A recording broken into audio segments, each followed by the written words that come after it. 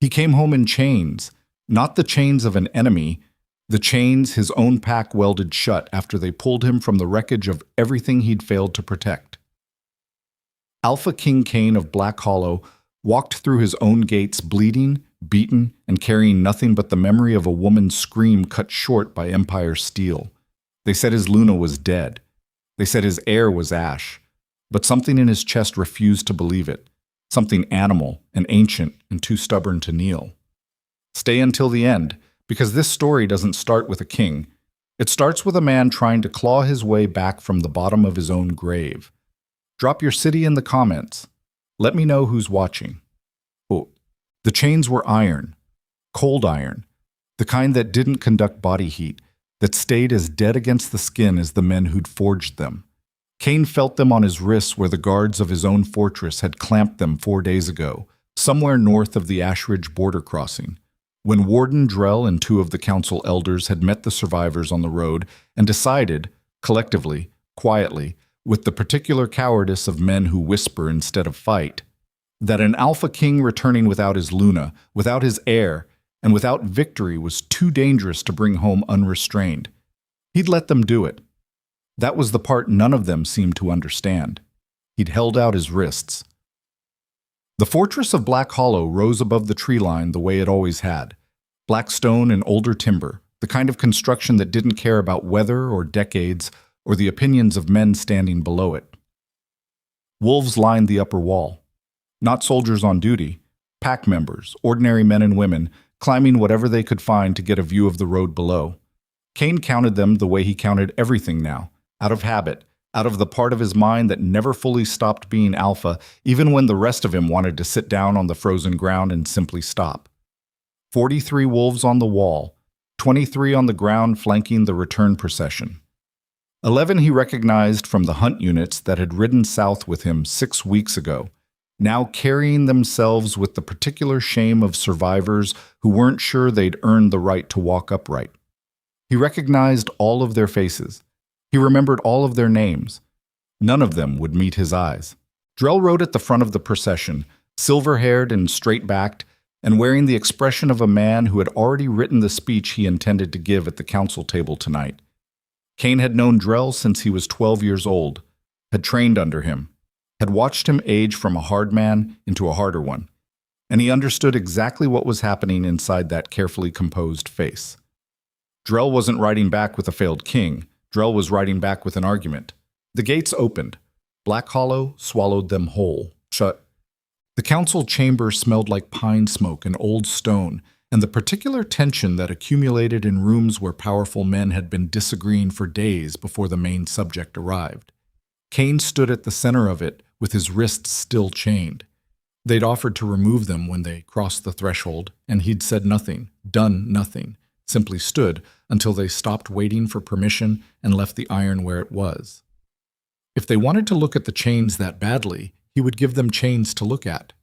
Drell sat at the head of the long table. To his left, Elder Vosh, who had never trusted Cain's instincts and had said so publicly on at least 4 separate occasions. To his right, Harrow, the pack's weapons master, who looked like he hadn't slept in days and who kept moving his jaw in the particular way that meant he was chewing on something he hadn't decided whether to spit out. 14 wolves in total. Cain knew all of their loyalties, all of their fears, all of the specific ways each of them would turn on him if they decided the math had changed. "You failed," Drell said. Not an accusation, a statement of record. The kind of thing a man said when he wanted it understood that he wasn't operating from emotion. Cain said nothing. "The Luna is gone. The heir is gone. We lost 47 men and women in the Southern campaign, another 12 to exposure on the retreat north." Drell let that sit for 3 full seconds. "I want to hear from your own mouth what happened at Carven Hold." "You know what happened. I know the reports. I want to hear your account." Cain looked at him. "Why?" The question dropped into the room like a stone into still water. Drell blinked. Just once, the only tell the old man ever allowed himself.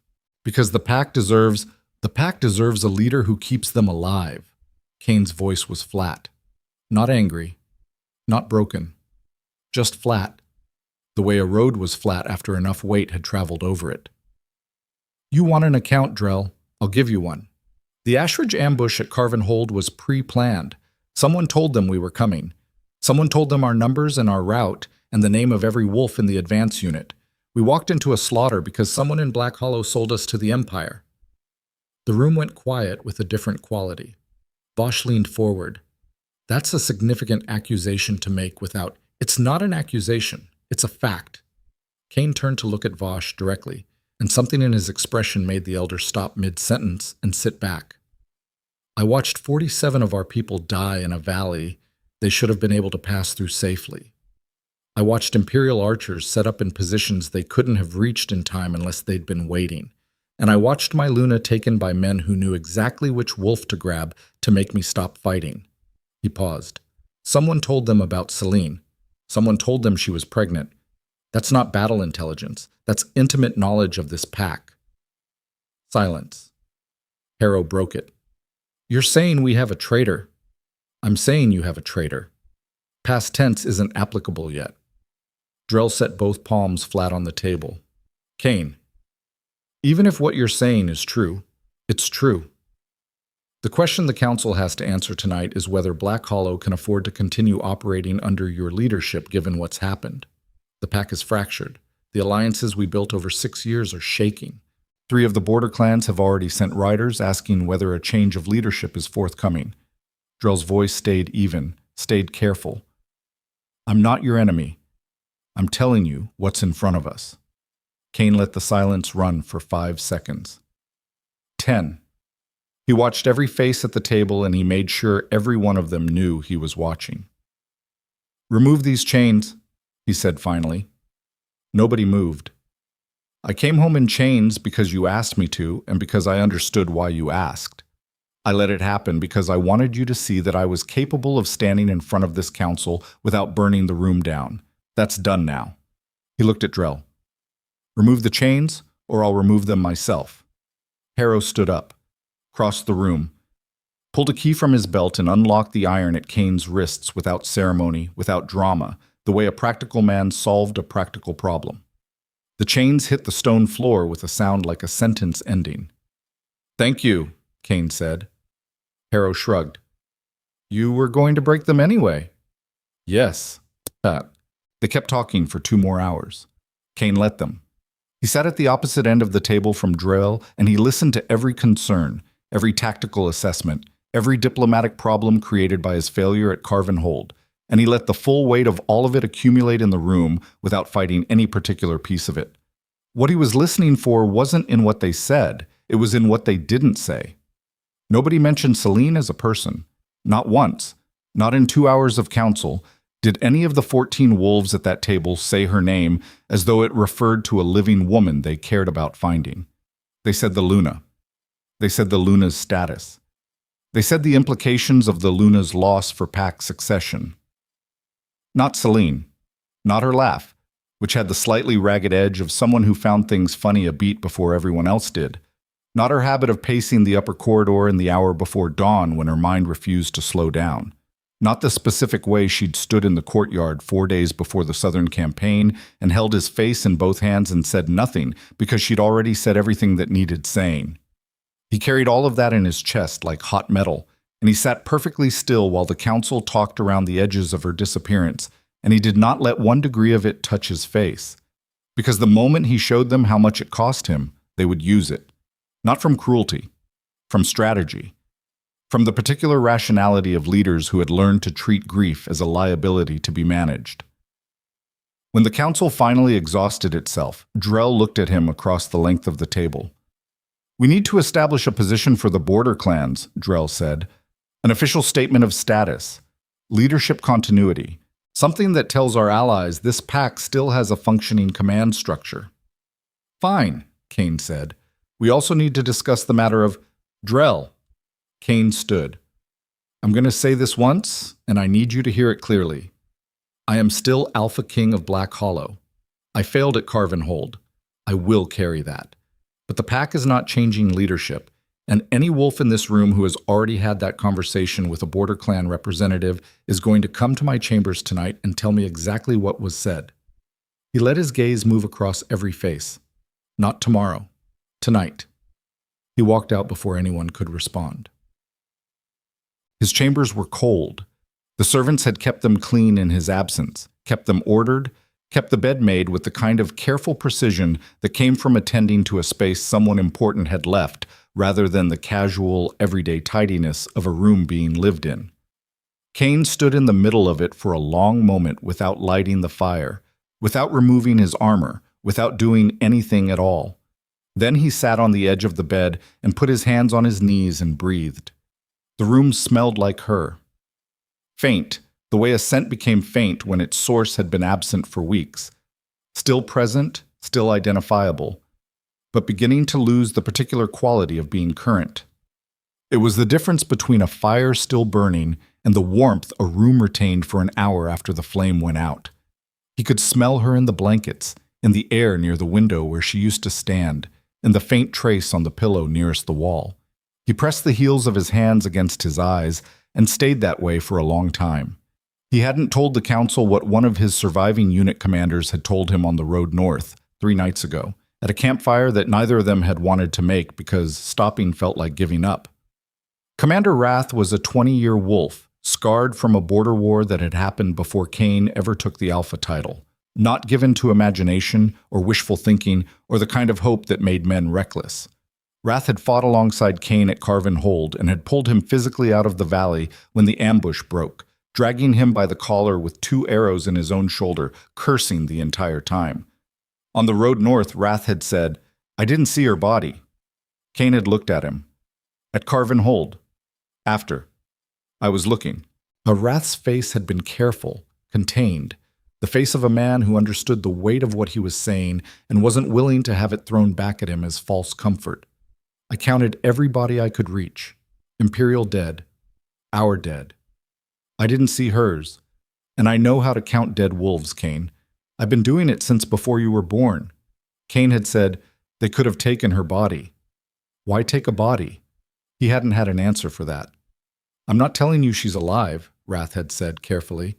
"I'm telling you I didn't find evidence that she's dead. That's different. That's something smaller than hope. But it's something." He sat in his cold chambers now and let something smaller than hope burn in his chest and tried to decide what to do with it. Chang. Harrow came to his door an hour after dark. Kane had built the fire by then, had eaten enough of the food someone had left outside his door to keep himself functional, had changed out of the armor that still had other men's blood dried into the seams. He looked like a man who had washed himself and sat down. He looked like an Alpha King who had made his peace with a difficult homecoming and was ready to be rational. He was not any of those things. But he'd learned a long time ago that there was a version of himself he could wear like a second skin when the situation required it.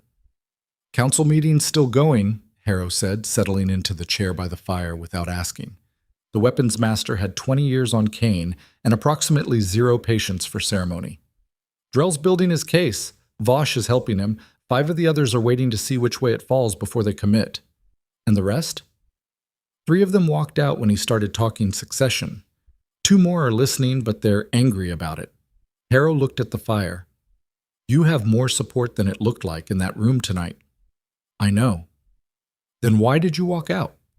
Kane said nothing. Harrow turned to look at him. The weapons master had a face that had been broken and repaired and broken again enough times that it had stopped looking like a face that expected comfort. "Tell me something real," Harrow said, "not the Alpha King speech. Something real." The fire cracked. Outside, wind was picking up against the northern stone. "I think she might be alive," Kane said. Harrow was quiet for 3 seconds, then, "What makes you think that?" Kane told him what Wrath had said on the road. He told it exactly, without embellishment, without the hope he'd been carrying on top of it, just the bare facts, the absence of a body, the logic of why a conquering army wouldn't bother dragging a dead woman out of a valley when they could simply leave her. He watched Harrow's face while he talked, and he waited for the weapons master to tell him he was grasping. Harrow didn't tell him that. "If she's alive, Marcus Ashridge has her," Harrow said. "Yes. And if Marcus Ashridge has her, she's leverage. Yes. Which means he hasn't used it yet." Harrow's jaw moved. He hasn't sent terms. He hasn't sent a ransom demand. He hasn't sent a messenger with a pretty little speech about how we can get her back if we give up the northern trade routes or surrender the border garrison. He looked at Kane. Why hasn't he used her yet? Kane had been thinking about this for 3 days on the road north. He had turned it over from every angle he could find. Either he doesn't know she survived long enough to be useful leverage, or he knows something we don't know yet, and he's waiting for the right moment. Or he doesn't want to negotiate, Harrow said. He wants to end it. The fire between them burned low and orange.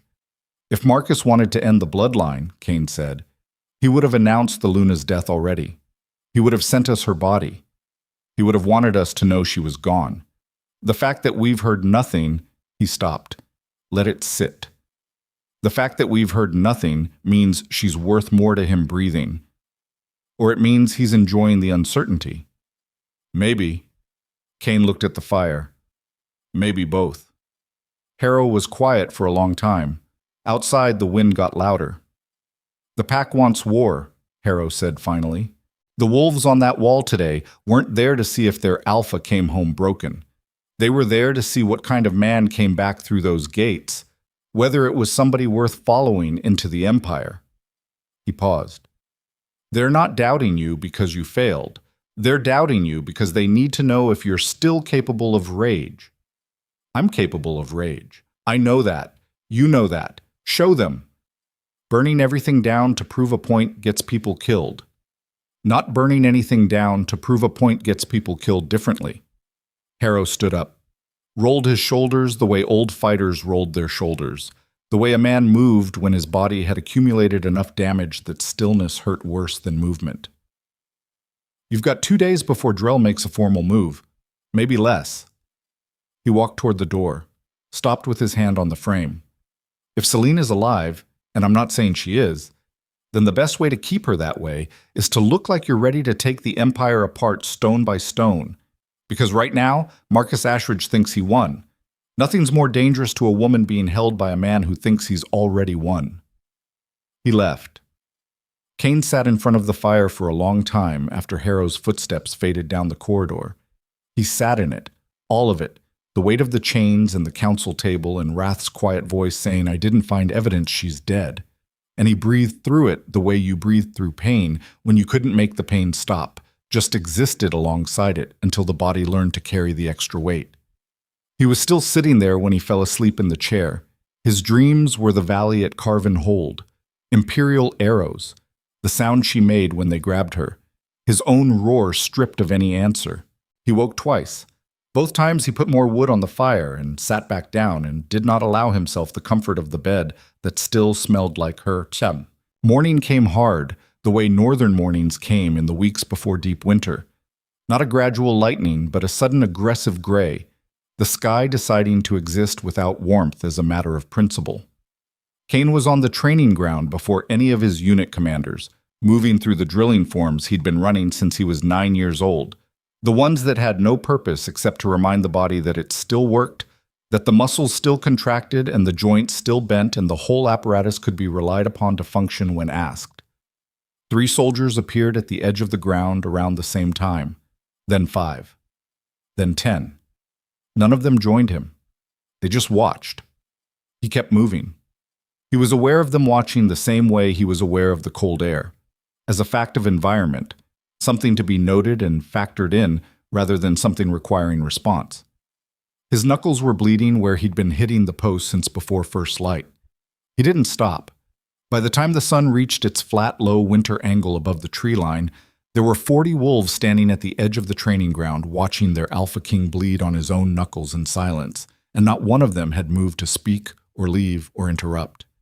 He could feel their quality of attention, not pity, not discomfort, but the particular intensity of people who were genuinely unsure what they were looking at and found themselves unable to stop watching. He stopped, turned to face them. 40 wolves. He found Wrath at the back of the group. The old commander hadn't changed his expression. Kane found 3 of the young hunters who'd survived Carven Hold, standing close together, the way people stood close together when they'd shared something that had changed their understanding of what survival cost. He found a dozen faces he didn't know well, Wolves from the interior of Black Hollow who'd never been near a border campaign, who'd spent 6 weeks watching the fortress change around them as news from the south got worse. "Pack business," Kane said. His voice carried the way it always carried in open air, without effort, the kind of voice that moved through crowd noise and wind without fighting either. "Anyone who's here for pack business, I'll be in the main hall at noon." He walked past all of them without stopping.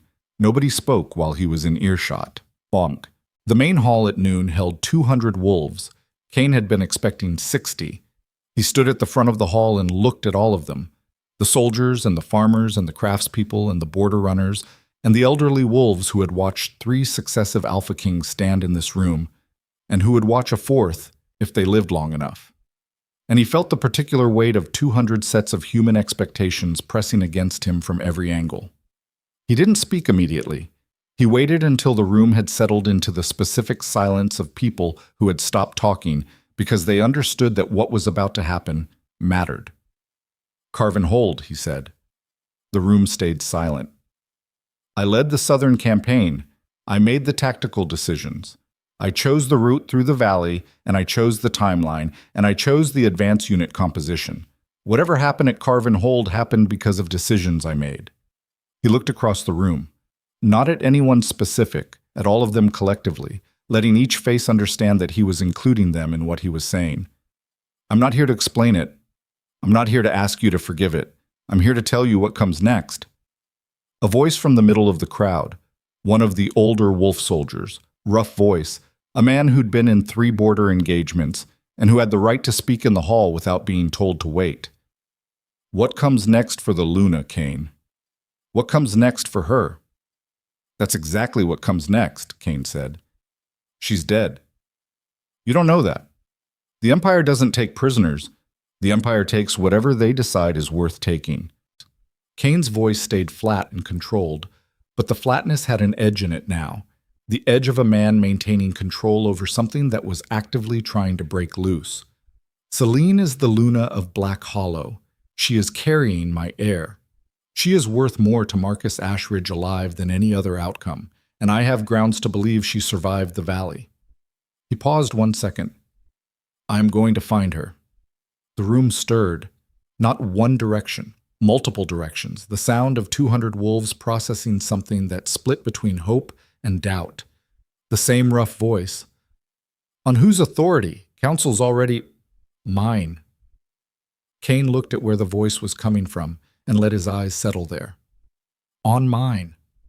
I'm Alpha King of Black Hollow, until this pack removes that title by lawful challenge. And if any wolf in this room wants to make that challenge, I'm standing here right now in front of 200 witnesses and the door is open." He waited. Nobody moved. "Then I'm Alpha King, and finding my Luna is a lawful use of Alpha authority, and the Council can have an opinion about it after I've already done it." Silence. Then someone in the back, a young woman, couldn't have been older than 20, voice shaking slightly with the effort of speaking in a room this size, said, "Tell us what you need from us." Something in the room shifted. Kane felt it the way you felt a change in wind direction, not visible, but undeniable. "I need information," he said. "I need anyone who has had unusual contact from the Empire in the past 3 months. Traders, messages, travelers, anything that felt wrong, to come to me directly. Not the Council. Me." He let that sit. "I need the hunt units back on schedule by tomorrow morning. I need the border patrols doubled starting tonight. And I need every wolf in this hall to understand that Black Hollow is not a kingdom in mourning. It is a kingdom at war. We just haven't announced it yet." They kept coming to him for the rest of the afternoon. 2s and 3s, occasional larger groups, wolves who wanted to give him what little they knew, wolves who wanted to say something they didn't know how to say, wolves who simply wanted to stand near him for a moment and look at his face and verify for themselves that what they'd seen on the training ground that morning was real. He listened to all of them. 3 of the conversations mattered. A border runner named Skeev told him about a merchant from the eastern approach who'd come through the outer gate 6 weeks ago, asked specific questions about the Alpha's patrol schedule and the Luna's movements, and left before anyone thought to verify his papers. Skev said he'd mentioned it to a council aide at the time, and the aide had told him to write it up for the weekly report. A female hunter named Joss said she'd seen one of the council scribes passing a sealed letter to an unknown rider at the southern gate 2 weeks before the Carve and Hold campaign, at a time when the scribe had no business being at the southern gate. Joss said she'd thought nothing of it at the time, and had thought of nothing else since Carve and Hold. The third conversation was Wrath. Wrath waited until the hall had cleared, until it was just the two of them and the fire and the winter dark pressing against the stone walls. And then he put a folded piece of paper on the table in front of Kane without saying anything. Kane looked at it without touching it. "Came while you were in the hall," Wrath said. "Border Scout found it tied to a stone marker on the northeast road, which is not how messages arrive when they're official." Kane unfolded the paper. The handwriting was a woman's. Careful, controlled handwriting, but with a shakiness in certain letters that was not the shakiness of age, the shakiness of cold, or of someone who had written quickly while their hands were hurting. One line. "She crossed into Stormvile through the Servants' Pass. She carries the Luna's crest. She carries a message. She is already dying." Below that, in a different hand, smaller and less careful. "She will not survive another night without shelter. She's at the old mill, 3 miles from your northern gate." Kane was already moving before he'd fully processed the second line. "Kane," Wrath started, "get horses." "It could be a—" "Get horses, Wrath." He was pulling his coat off the wall peg, his mind already calculating distance and time, and what 3 miles in this cold did to a woman who was already described as dying. "You have 60 seconds. He was out the door in 40. The storm hit when they were 2 miles out. Not a gradual deterioration. The northern storms of this country didn't have the courtesy to build slowly.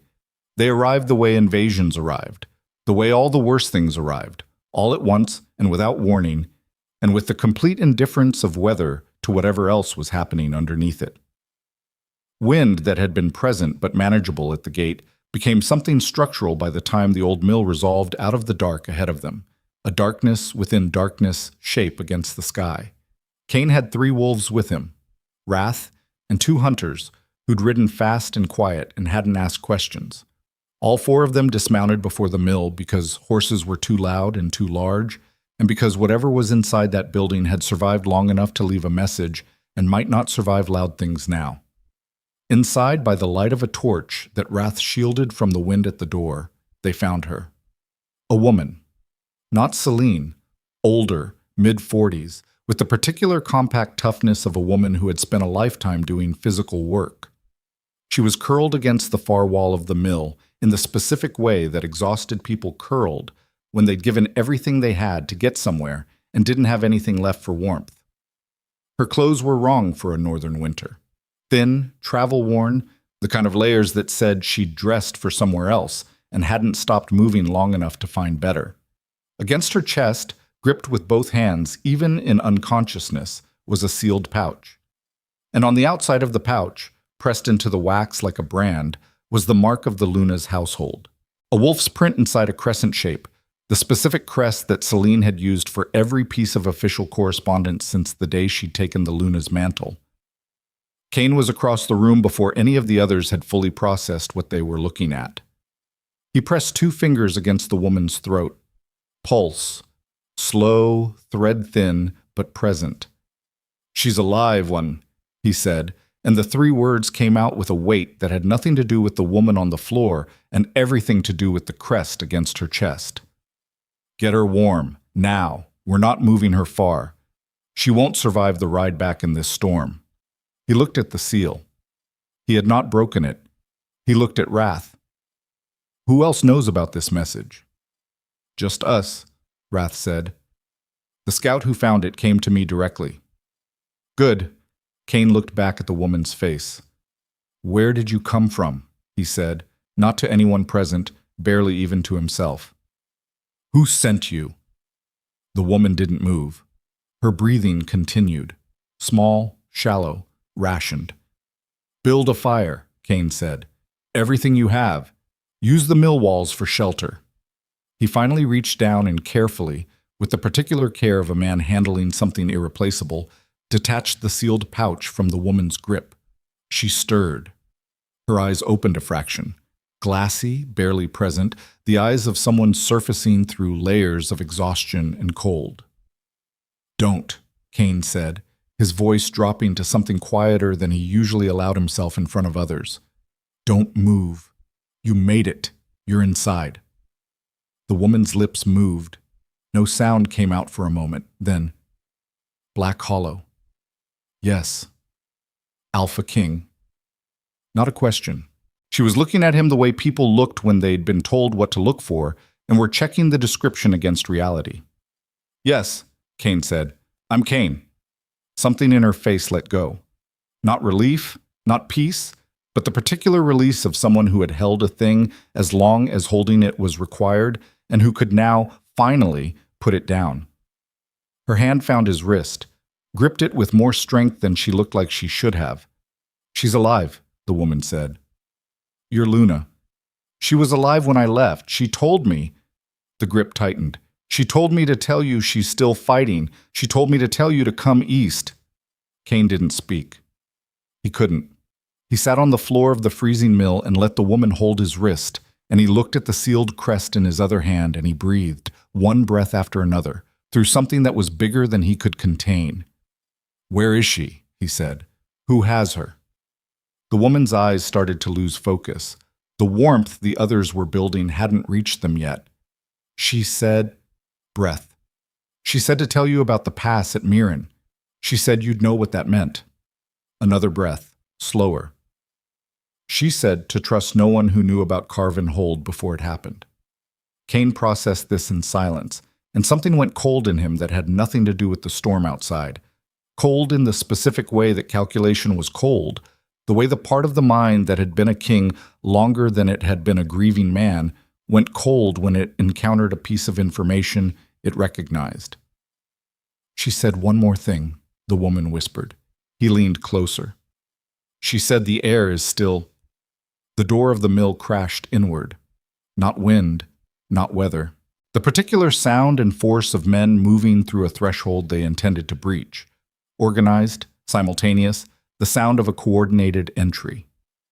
4 Imperial soldiers filled the doorframe in the torchlight, wearing the gray and black of the Ashridge Border Regiment, with crossbows already raised and steady. Behind them, stepping over the threshold with the particular ease of a man who'd decided the night had already gone his way, was a figure Kane didn't recognize. Tall, dark-haired, wearing the kind of military coat that cost more than most wolves earned in a year. The figure looked at Kane across the mill floor with an expression of calculated interest. "Alpha King?" the figure said. "I was told you'd come for her." He glanced at the unconscious woman with brief, dismissive precision. "Marcus Ashridge sends his regards. And a question." He let the pause land. "How much is your Luna worth to you? Because he's about to find out." The crossbows were steady. 4 of them, angled at chest height. The kind of positioning that said these men had done this before and weren't nervous about it. Kane registered all of it in the first half-second.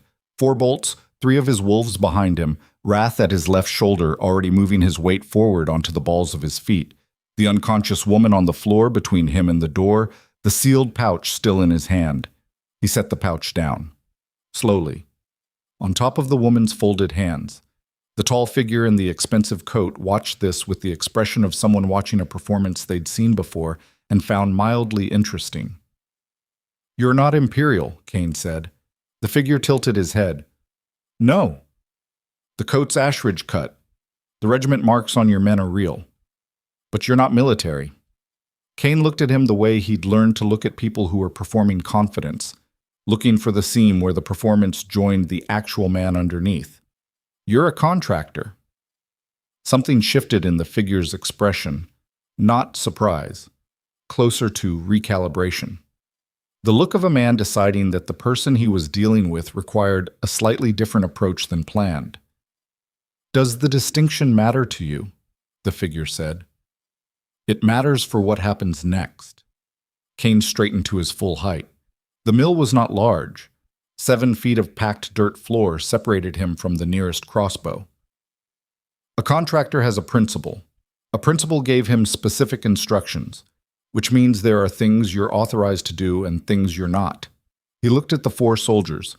Killing an alpha king on foreign soil without a formal declaration of war would be the kind of thing a principal specifically tells a contractor not to do.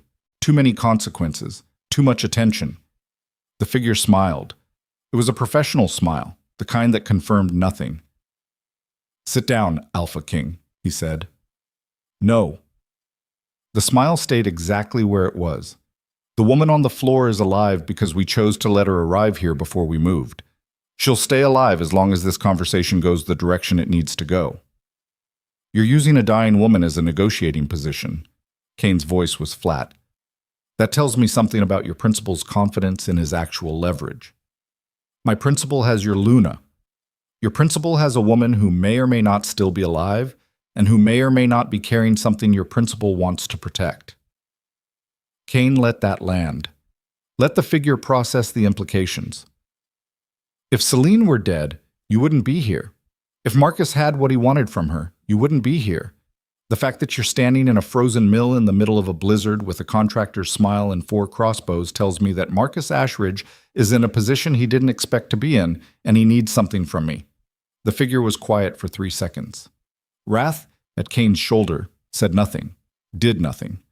The old commander understood, had always understood, when to be still.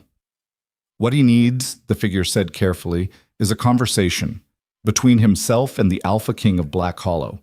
Without intermediaries, without armies, he paused. He's prepared to offer a meeting at neutral ground. He's prepared to discuss terms. Terms for what? For the safe return of the Luna. Kane looked at him. Name. Pardon? Your name. If you're going to stand in my territory and represent Marcus Ashridge to me, I want to know what to call you when I tell this story later. The figure considered this for a moment. Then, Caslin. Caslin. Kane repeated it once, committing it to the part of his memory that stored debts. Here's what I need you to go back and tell your principal. Black Hollow doesn't negotiate under threat. That's not pride. That's a structural fact about how every agreement we've ever signed has been enforced. You threaten, the agreement fails. You negotiate openly, the agreement holds. He paused. I'm willing to meet. I'm not willing to meet as a man who came to a meeting because he was afraid of what happened if he didn't. The difference being everything. Kane looked at the soldiers, then back at Caslin. Take your men and leave my territory. Leave the woman. Tell Marcus I'll receive his official terms through a formal channel, like a formal proposal between 2 kingdoms, and I'll respond with a formal answer. That's how it works between men who intend to keep their word. A beat. Tell him also that I counted 4 soldiers. Tell him I know the road he used to get here. Tell him that if his next move is to send more contractors instead of a messenger, I'll treat it as a declaration of war and act accordingly. Caslin looked at him for a long moment. The professional smile had gone somewhere. Not disappeared, just suspended, set aside while the man underneath it made an actual calculation. You're not what I was told to expect, Caslin said. What were you told? A man destroyed by grief, a king who'd lost his grip. Kane said nothing. Marcus will want an answer faster than a formal channel provides, Caslin said. Then Marcus should have thought about that before he made it necessary. Another silence. Caslin glanced at the woman on the floor, at the sealed pouch, at Wrath's hands, which were loose at his sides in the specific way that meant they were about to not be loose. We'll leave the woman, Caslin said. Yes, you will. Caslin held Kane's gaze for one more second. Not a challenge, a measurement. And then he turned and moved his men back through the broken door and into the storm, and the mill was suddenly just a mill again, cold and dark and full of the smell of wet timber. Nobody spoke for 5 seconds. Then Wrath said, That was either very smart or very stupid. Both, Kane said, and knelt back down beside the unconscious woman. They got her back to Black Hollow before dawn, the storm working against them the entire way, horses moving at half speed through drifts that had no business being as deep as they were this early in the season. Kane rode with the woman across his saddle, one arm keeping her upright, his own body blocking as much of the wind from her as he could manage. She drifted in and out of consciousness, but her breathing stayed present, stayed real, and he focused on that the way a man focused on a light at the end of a very long stretch of dark road. Harrow was waiting at the inner gate. He looked at the woman, at Kane's face, at the way Kane was carrying the sealed pouch inside his coat, and said, "Council's been up all night." "I know." "Drell's called a formal challenge review for tomorrow morning." "I know that too." Kane handed the woman carefully to Harrow. "Get the healer. The good one, not the second rotation. And keep her in the inner ward away from the council's quarters." He paused. "Tell no one what she said to me tonight. Not the runners, not the gate wolves, not anyone on that council." Harrow looked at him. "And the sealed pouch?" "Mine, but He read it alone. The letter was 2 pages in Celine's handwriting. The same handwriting as the first note, careful and controlled, and carrying underneath its precision the particular tension of someone writing in difficult conditions while maintaining the appearance of calm. She'd always written that way, even under normal circumstances, with a deliberateness that said every word was chosen rather than arrived at. Under these conditions, the deliberateness had a different quality. Survival deliberateness. The kind of care a person gave language when they understood they might not get another chance to use it. She was alive. She had been alive at the time of writing, which was marked in the upper corner with a date 3 weeks prior. She was being held at a location she described in indirect terms, enough for someone who knew the Eastern geography to map it, not enough for someone who didn't. She was not injured in any way that had compromised the pregnancy, which she referenced once in the middle of the second page, in language so controlled it barely registered as emotion, except that Kane knew her well enough to hear what was underneath it. "The air is intact. I have made myself too complicated to remove." He read that line 3 times. Made herself too complicated to remove. He turned it over in his mind, the specific grammar of it, the choice of the word complicated rather than valuable or necessary. She wasn't telling him she'd made herself valuable to Marcus. She was telling him she'd made herself difficult. There was a difference. Valuable things got traded. Difficult things required management. Celine had made herself a management problem, which was infinitely safer than being a commodity. He thought about what that had cost her, what kind of daily calculation that required.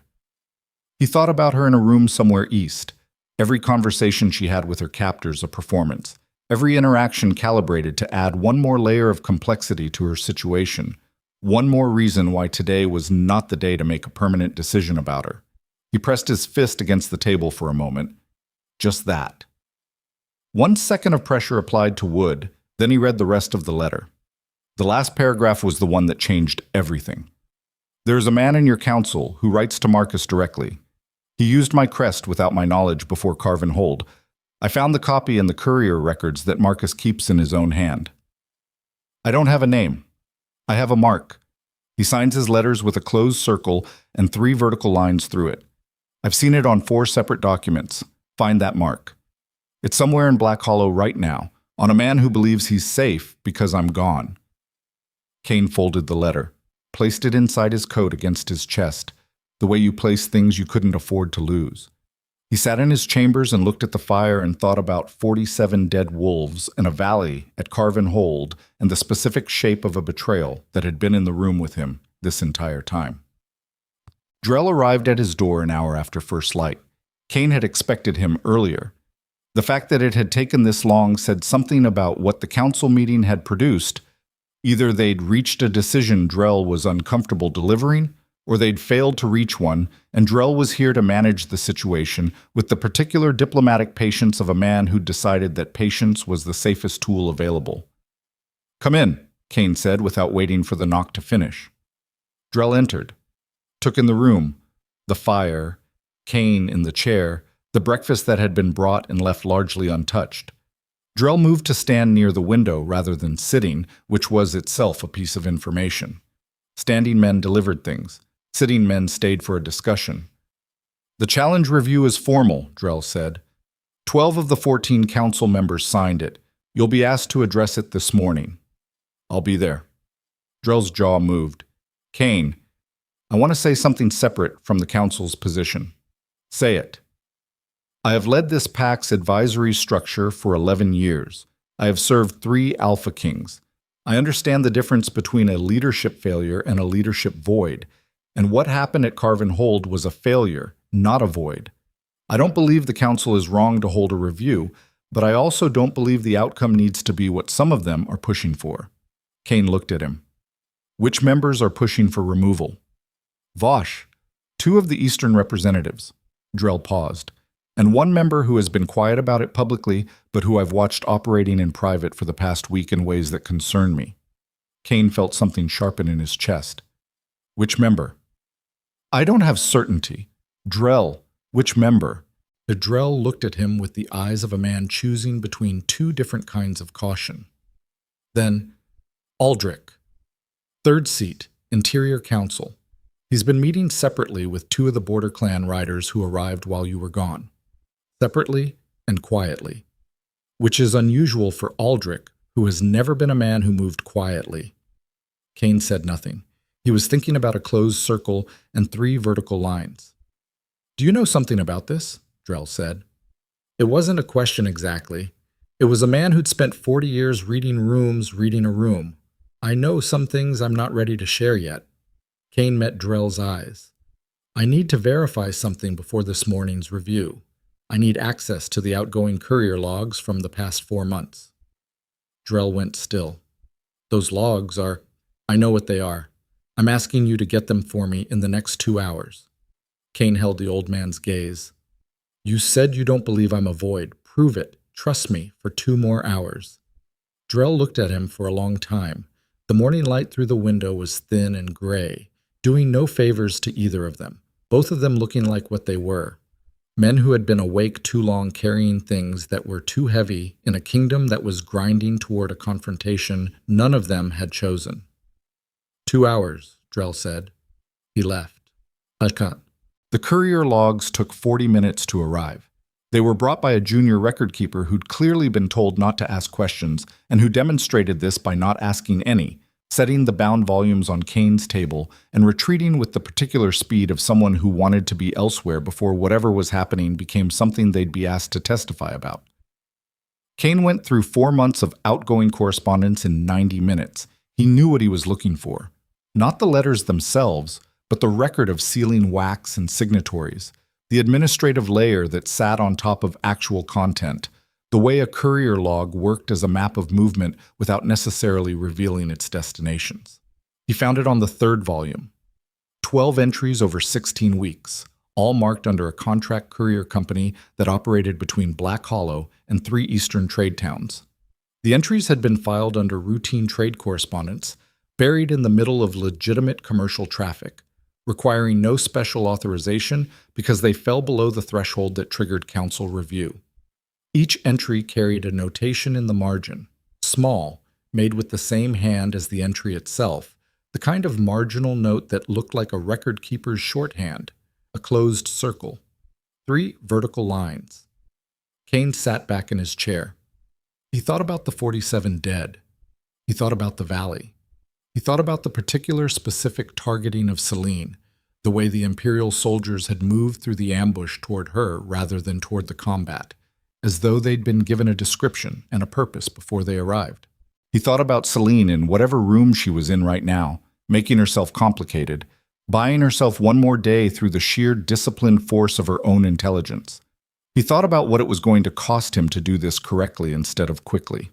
He stood up, put on his coat, picked up the sealed letter from the inside pocket and held it for 1 moment. Find that mark. It's somewhere in Black Hollow right now, on a man who believes he's safe because I'm gone.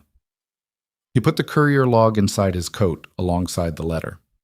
The challenge review was held in the council chamber with all 14 members present and 40 wolves from the pack standing witness along the walls, which was the traditional form for a formal leadership challenge, not a private tribunal, but a witnessed proceeding, the pack's method of ensuring that whatever happened in that room couldn't be privately rewritten afterward. Kane stood at the center of the room. Drell opened the proceedings with the formal language that had been used for this purpose for 3 generations, reading the grounds of the challenge, the council members who had signed it, the nature of what was being reviewed. Kane listened to all of it. He watched Aldrich. Aldrich was a compact man, mid-50s, with the particular unremarkable face of someone who had spent decades cultivating unremarkability. 3rd seat, Interior Council, responsible for domestic logistics and internal pack affairs. Not a glamorous position, not a powerful one on its surface. Exactly the kind of role that gave a man access to everything while drawing no particular attention. He sat straight and still, and he met Kane's gaze twice with the steady ease of someone who had nothing to hide, which was its own form of information. Men with nothing to hide looked away occasionally. They fidgeted. They had tells. Aldrich had no tells, which meant either he was genuinely innocent or he was very, very good. And if he was genuinely innocent, the courier logs were a coincidence that required an explanation Kane was willing to hear. Vosh spoke first, making the formal case for the challenge with his usual careful precision. The failures at Carve and Hold, the loss of the air, the instability at the borders.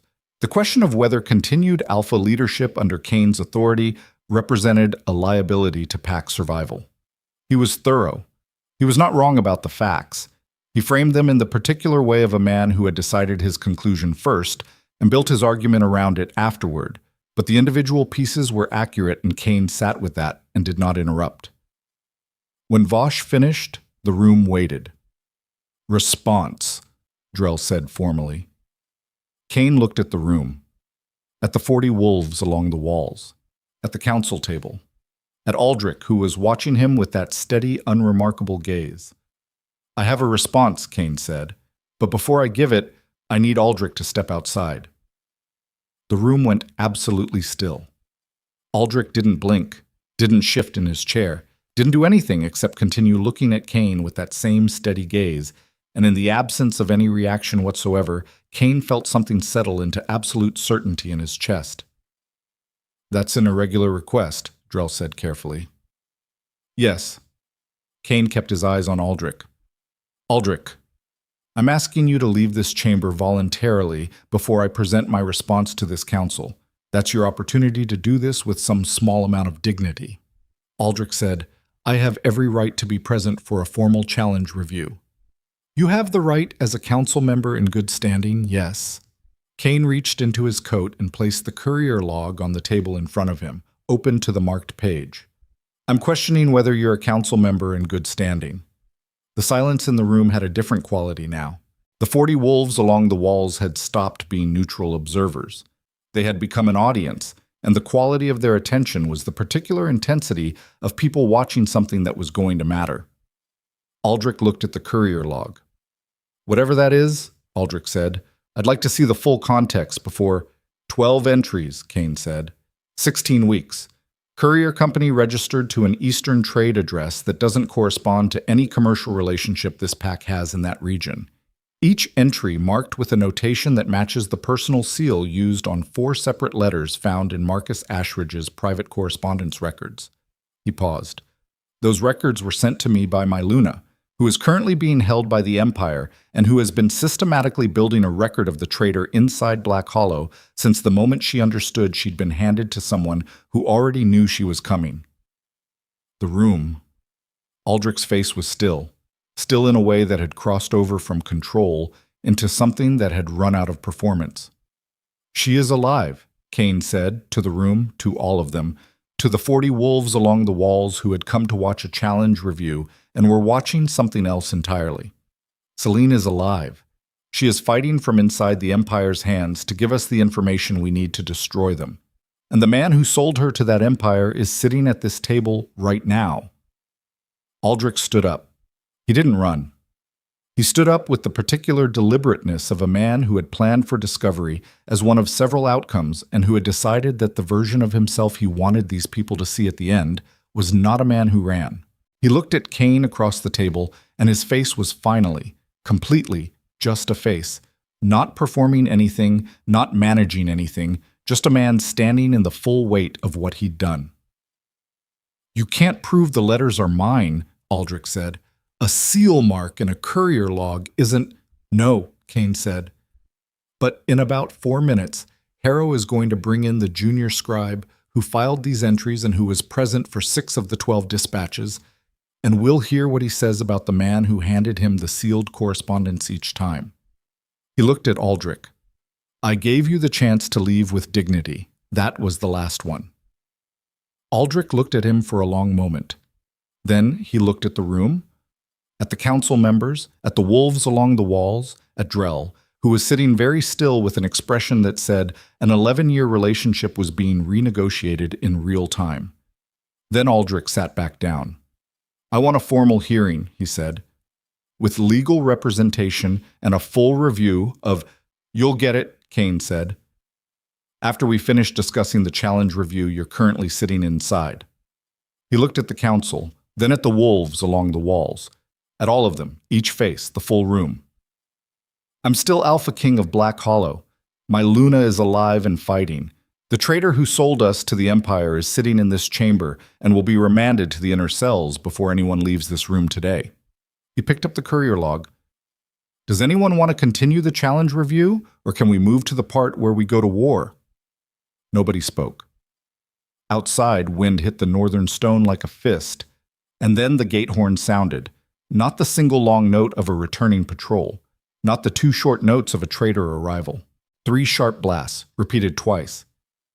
The signal that had not been used since Kane was 14 years old, and the Empire had last tested Black Hollow's borders. Enemy force. Inside the outer perimeter. Kane was already moving, and behind him the room came apart in the controlled explosion of wolves who finally had something to do with 47 days of grief and rage and waiting, and in his chest something shifted from the long, cold patience of a man who had been surviving into something older and hotter and considerably more dangerous. The war had just announced itself, and Kane walked toward it like a man who had been waiting for exactly this. The gate horn blew 3 times, and Kane hit the outer corridor at a full run, the council chamber still erupting behind him, voices colliding with the sound of wolves moving into war configuration, the specific controlled chaos of a fortress that had trained for this moment and was now living it. Harrow fell into step beside him without a word. 2 unit commanders joined from the eastern passage. By the time Kane reached the upper wall stairs, he had 11 wolves at his back, all of them moving with the compressed efficiency of men who had been waiting for permission to stop being patient. The outer wall gave him the full picture in one sweep. 40 Imperial soldiers at the tree line. Not a raid force, a statement force, positioned for visibility rather than tactical advantage, spread wide enough to cover the main approach, but not deep enough to suggest they intended to breach the outer perimeter. They were carrying the ash ridge gray and black in full display, no attempt at concealment, torches burning in the pre-dawn dark like a deliberate insult. In front of them, on a single horse, carrying a white standard in one hand and a sealed case in the other, was a figure Kane didn't recognize. "Messenger," Harrow said beside him.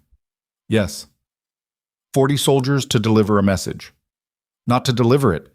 Kane looked at the spread of torches, at the deliberate visibility of the formation, at the way the soldiers had positioned themselves precisely at the edge of what would constitute a border violation without technically crossing it. To make sure I understood what it cost him to send it. He went down to meet it. Chas. The messenger was young, early 20s, Imperial trained, with the particular posture of someone who had been told exactly how to hold himself for this delivery, and who was maintaining that instruction with every muscle in his body. He handed over the sealed case from horseback without dismounting, which was either a protocol decision or a survival decision, and Kane thought probably both. He broke the seal at the gate, read it standing in the cold with Harrow at his shoulder, and 11 wolves behind him, and 40 Imperial soldiers watching from the tree line. The letter was from Marcus Ashridge. It was 3 paragraphs. The first established that Celine was alive and in Imperial custody at a location that Marcus declined to specify. The second established that Marcus was prepared to negotiate her return in exchange for Kane's formal renunciation of the Northern Trade Corridor and the withdrawal of Black Hollow's military presence from the 3 border garrison points. The third paragraph was 1 sentence. You have 72 hours to send a formal acceptance, after which the offer is withdrawn and the situation resolved by other means. Kane read it twice. He looked at the messenger. Tell Marcus Ashridge that I received his letter. Is there a response? That is the response. Kane handed the case back. Tell him I received it. He turned and walked back through the gate. Shot. The war room was the chamber below the main hall, older stone and lower ceiling. The kind of room that had been built for the specific purpose of making men feel the weight of their decisions. Maps on 3 walls. A central table with the northern and eastern territories laid out in carved relief. Kane stood at it for a long time after Harrow closed the door. Wrath was there. 3 unit commanders. Drell, who had followed from the council chamber with the look of a man who had abandoned his previous position and hadn't yet decided what the new one was. 72 hours, Harrow said. That's not a negotiation window, Wrath said. That's a performance window. He wants to be seen making an offer. He wants to be seen making a reasonable offer, Kane said. So when it expires and he does whatever he was always going to do, he has the record of having tried. The room was quiet. What was he always going to do? One of the unit commanders said. Kane looked at the map, at the Eastern Territories, at the pass at Mirren, which Celine had mentioned in her letter, which he had not shared with anyone in this room yet, because he needed to understand what it meant before he made it collective knowledge. The trade corridor and the border garrisons, Drell said, those aren't minor concessions. Those are the structural foundations of our Eastern security. If we withdraw from those positions, we lose early warning capacity on 2 approach routes, and we lose the revenue that funds the winter patrol rotations. He knows that, Kane said. Then he knows you can't accept. He knows I won't accept. Kane's finger traced the eastern line on the map, the long arc of the border from the northern mountains to the flat country south of the valley. He's not making an offer I'm supposed to take. He's making an offer that makes me look like the aggressor when I don't take it. He straightened. He already has what he wants. He's had it since Carvin Hold. The terms he's asking for are not the point. The point is the 72 hours. Harrow's jaw moved. What happens in 72 hours? I don't know yet. Kane looked at Drell. Aldrich's in the cells. Yes. I need him talking before this morning is over. Drell's expression moved through several things and settled on something that was not comfort, but was close to resolve. I'll handle it. No. Kane looked at him. I'll handle it. Asa. Aldrich had been placed in the inner cells, which were not the brutal stone pits of a punitive dungeon, but were not comfortable either. A row of chambers below the inner ward with iron doors and narrow windows, and the particular cold that came from being underground in winter. Kane arrived alone, which was not standard procedure, and which the guard at the outer door understood without being told was not a negotiable point. Aldrich was sitting on the bench when Kane came in. He looked like a man who had already done the accounting. The performance was entirely gone. The control, the careful unremarkability, all of it stripped away by the particular solvent of being found. What was left looked older and smaller and tired in the specific way that a person looked tired when they'd been carrying something secret for a long time, and the relief of it being over competed directly with the terror of what came next. Kane sat down on the opposite bench and said nothing for a long moment. Aldrich looked at him. You're not going to threaten me. No. Because you know I'm already past the point where threats work. Because I need accurate information more than I need you to feel the weight of what you did. Kane looked at him steadily. The weight of what you did is your business. What I need is operational. Aldrich's hands were folded between his knees. He looked at them, then back at Kane. How much do you know? Enough. I need the rest. A long silence. The first contact was theirs, Aldrich said, 2 years ago. A trade representative, which I understood later was a cover. He approached me about the Northern Corridor negotiations, and I thought it was legitimate commercial interest, and I spoke more freely than I should have. By the time I understood what was actually happening, I was already in it too deep to back out without... He stopped.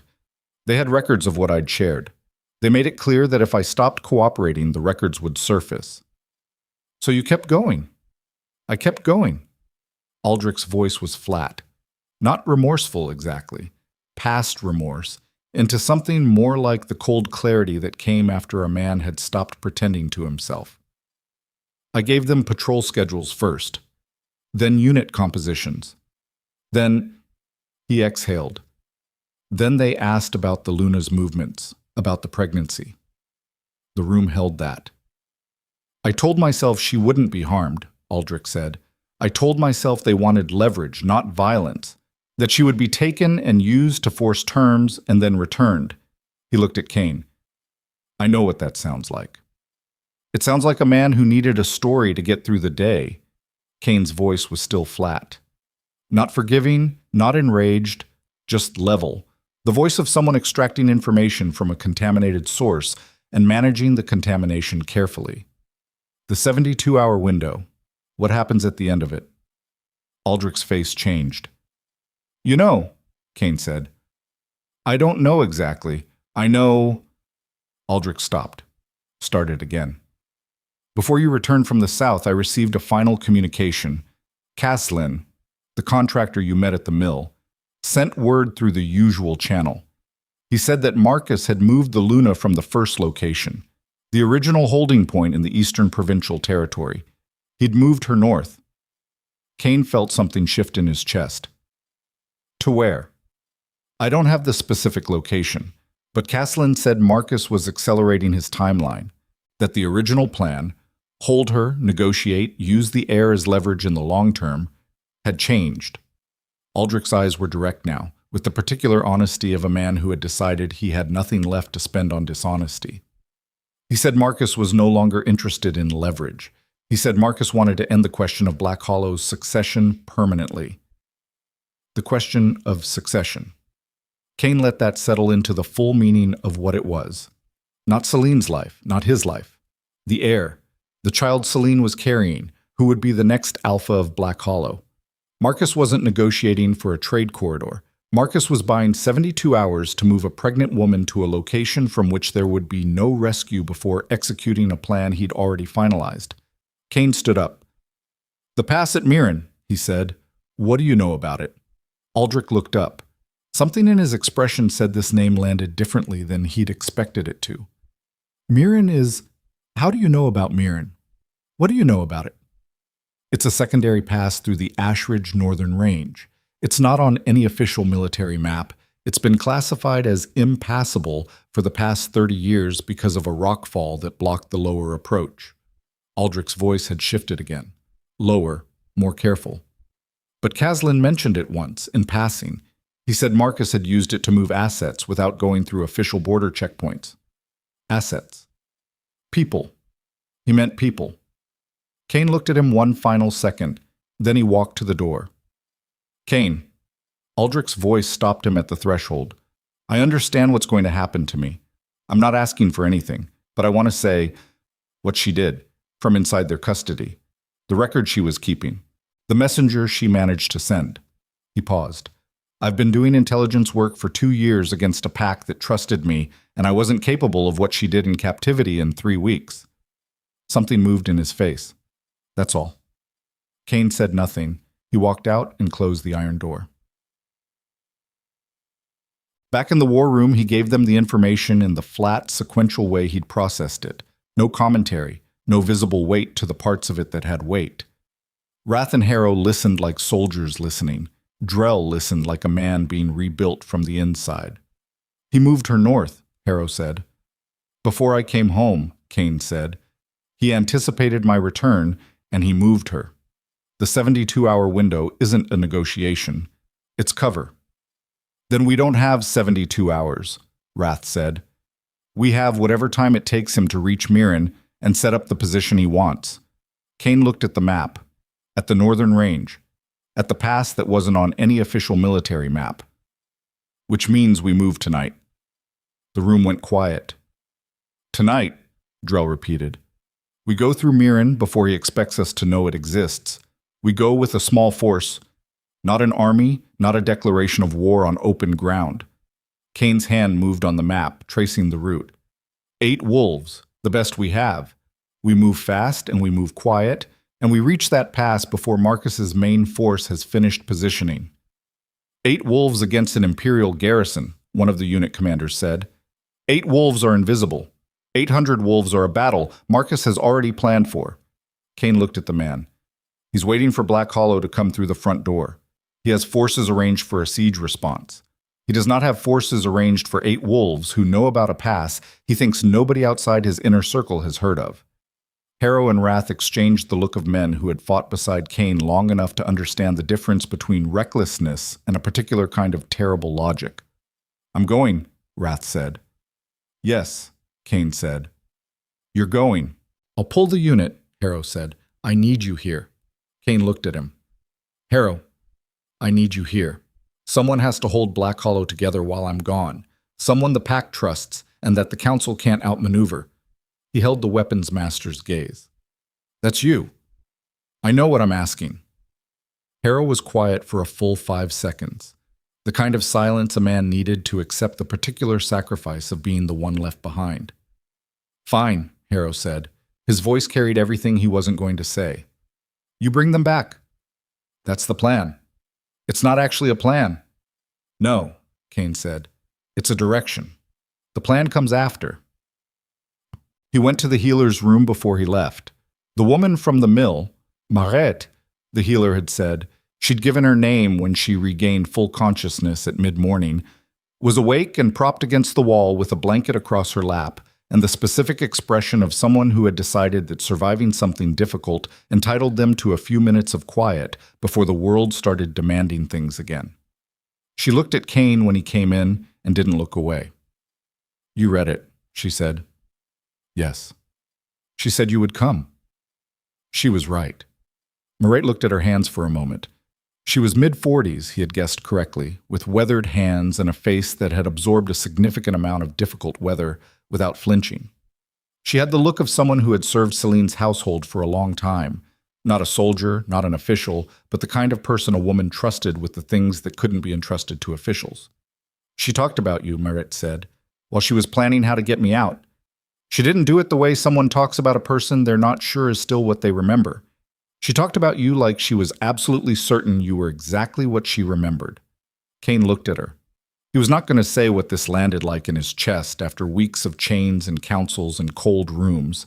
He filed it in the part of himself that was keeping everything real stored for later, for when later was available. How long ago did you leave her? He said. 11 days. Her condition. Marette's eyes were steady.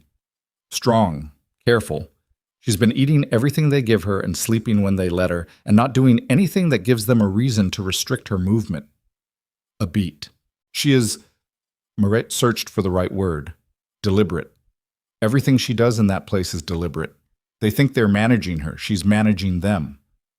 Yes, Kane said. She would be. He stood up, looked at Marette. You'll stay in the inner ward until I return. You'll be fed and warm, and nobody will ask you for anything. When I come back, I'll come back with her. Marette looked at him. And if you don't? He didn't answer that. He walked to the door. Alpha King, Marette said. He stopped. She said one more thing that I didn't finish telling you at the mill. Before... She stopped. Before those soldiers came through the door. He turned. Marette looked at him with the direct gaze of a woman delivering a message exactly as she'd been instructed to deliver it, word for word, tone for tone. She said, Don't come as a king. Come as what you actually are. She said you'd know what that meant. The room was very still. Kane stood in it for 3 full seconds. Then he walked out. He rode out through the northern gate at the last gray edge of evening with 7 wolves at his back, Wrath, and 6 unit hunters, all of them the best Black Hollow had, all of them traveling light with 3 days of provisions, and the particular silence of people who had decided that words were a thing for afterward. They rode northeast toward the mountains, toward a pass that wasn't on any official map, toward a woman who had spent 11 days being deliberately, carefully, ruthlessly alive. 2 miles out, Wrath came level with him. She said, Come as what you actually are, Wrath said. He had been at the door of the healer's room. Not eavesdropping, just present, the way Wrath was always present when something was happening. Yes. What are you actually? Kane looked at the dark mountain line ahead, at the snow on the high ridges catching the last of the light. I've been an Alpha King for 6 years, Kane said. Before that I was a wolf. Just a wolf. Before I learned how to manage councils and navigate alliances and hold the political shape of a kingdom. He breathed. The cold air came in hard and clean. A king negotiates. A king calculates. A king thinks about what a decision costs before he makes it. He looked ahead. That's not what Marcus is going to meet at that pass. Wrath rode beside him in silence. She's telling me to stop managing what I feel, Kane said. Because managed feeling makes me predictable. And a predictable king is something Marcus Ashridge has already built a plan around. Wrath said, and something unmanaged.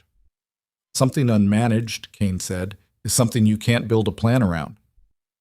The mountains ahead were dark and enormous, and entirely indifferent to what happened underneath them. 7 wolves rode toward them through the failing light, and somewhere in the stone and cold of the northern pass, the 72-hour window was counting down toward the moment Marcus Ashridge discovered that the man who'd ridden toward him wasn't the king he'd studied. He was something older, something that had been waiting underneath the king for 6 years, patient and banked and burning, and it was finally, completely unleashed. The pass at Mirren was not on any military map, and it showed. The lower approach was exactly what Aldrich had described. Rockfall debris across the old trail, boulders the size of houses stacked and scattered by whatever had come down the mountain face 30 years ago. The kind of terrain that told anyone looking at it from a distance that nothing useful had moved through here in a generation, which was exactly why Marcus had used it. Cain found the path through the debris in the dark by smell. Not tracking smell. Not the deliberate analytical nose work of a trained hunter. Something older than that. The bone-deep instinct that had preceded every skill he'd ever been taught. The thing that had been running underneath the Alpha King for 6 years like a river running underneath ice, present and powerful, and entirely contained by the shape of what he'd chosen to become. He let it surface now. Stopped managing it. Let it move through him the way cold water moved through stone, following every crack, filling every space, going where it needed to go without asking permission. The path through the rock fall was narrow, and it smelled of boot leather and horse, and the specific mineral cold of mountain stone at night. Recent traffic. Multiple people within the past 48 hours. He put 2 fingers on the ground at the base of a large boulder and felt the disturbed gravel and held up 3 fingers to Wrath without turning around. 3 horses. The rest had come through on foot. Wrath relayed it down the line. 7 wolves moving in the dark, making less noise than the wind.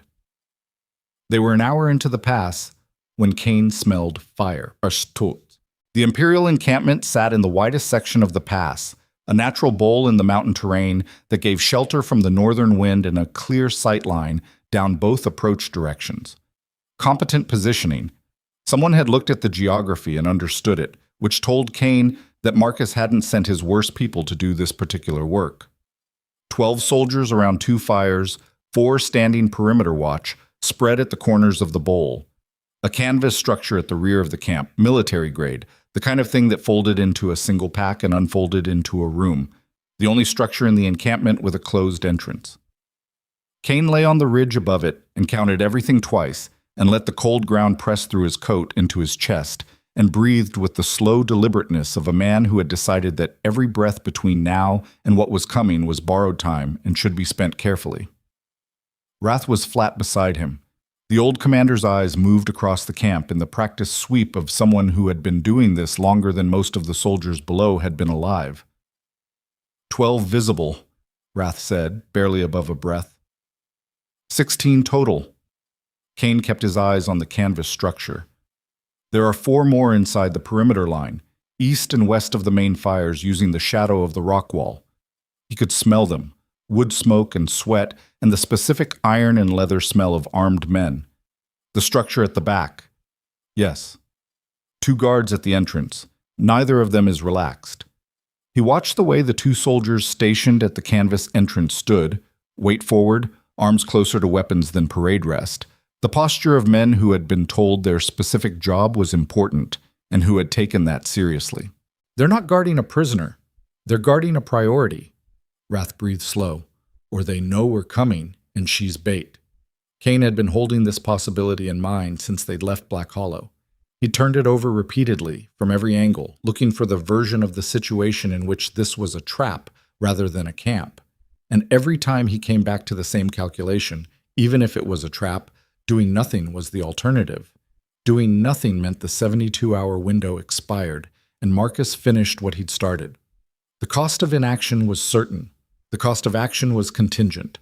Men who'd lost the capacity to choose between certain loss and contingent risk stopped being useful. He'd watched it happen. Good wolves, solid fighters, men he'd trusted, who reached a point where the fear of being wrong became bigger than the fear of doing nothing, and who stopped being capable of the particular recklessness that survival required. He wasn't going to become that. He was actively, consciously choosing not to become that.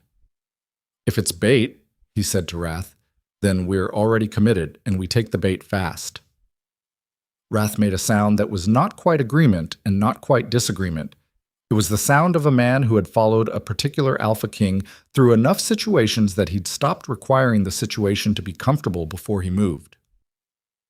Cain looked down the line at his 7 wolves, 6-unit hunters in the dark, each of them still, each of them watching him. He gave them the positions with hand signals. Perimeter watch first, take the shadow guards at the rock wall simultaneously. Then the main camp in 2 groups, fast and close, nothing that gave the men by the fires time to organize a response. He pointed at himself and then at the canvas structure, and Wrath shook his head once. A minimal movement, the shake of a man who was not going to successfully argue a point, but was registering the protest for the record. Cain moved.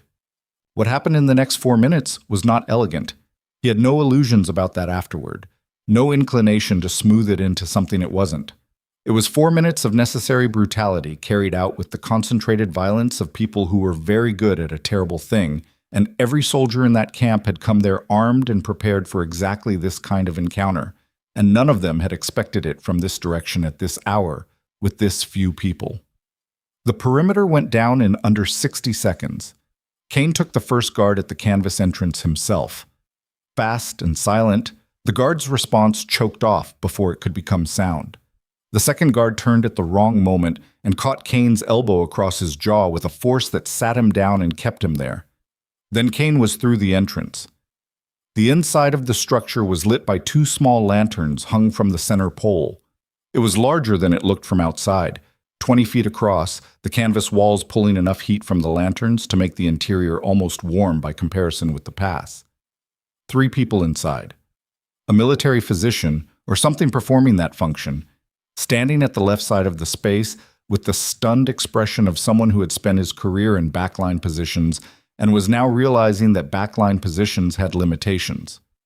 A soldier near the rear entrance, moving for his weapon. And Celine.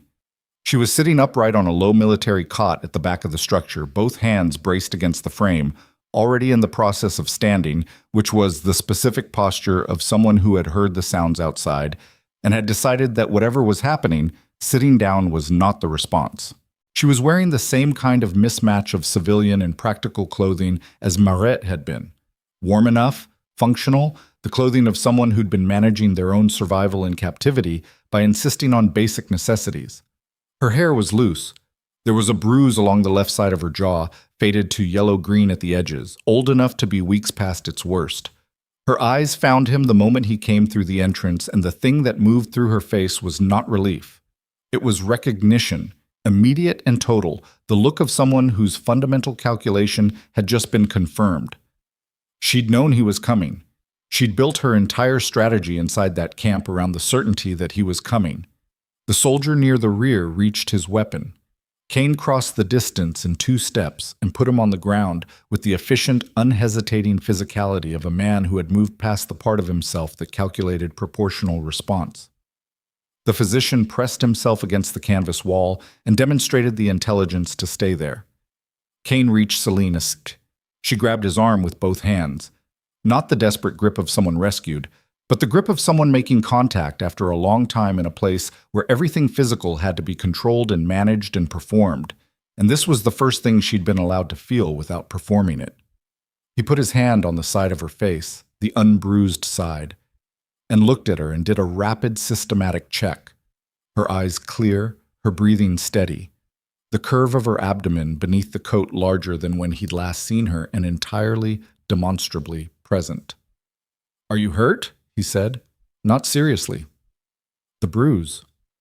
3 weeks ago, I said something that required a response, and I calculated the response was worth what I was going to get for saying it. She looked at him with the particular Celine-specific directness that he had missed, specifically and physically, like a missing weight. "I'm fine. The air is fine." She glanced at the physician. He was actually competent. They needed the heir to arrive healthy. We're leaving. I know. She was already moving. There are more soldiers outside the perimeter.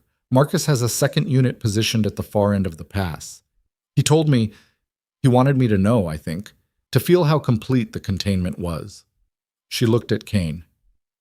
He told me 2 days ago that he was done waiting for your response, that he'd already decided what he was going to do, and the offer was theater. Kane processed this in the 3 seconds it took to get them both to the entrance. How many in the second unit? He said 20. He was pleased about the number. He said it like a man who enjoys being specific about force. 20 against 8.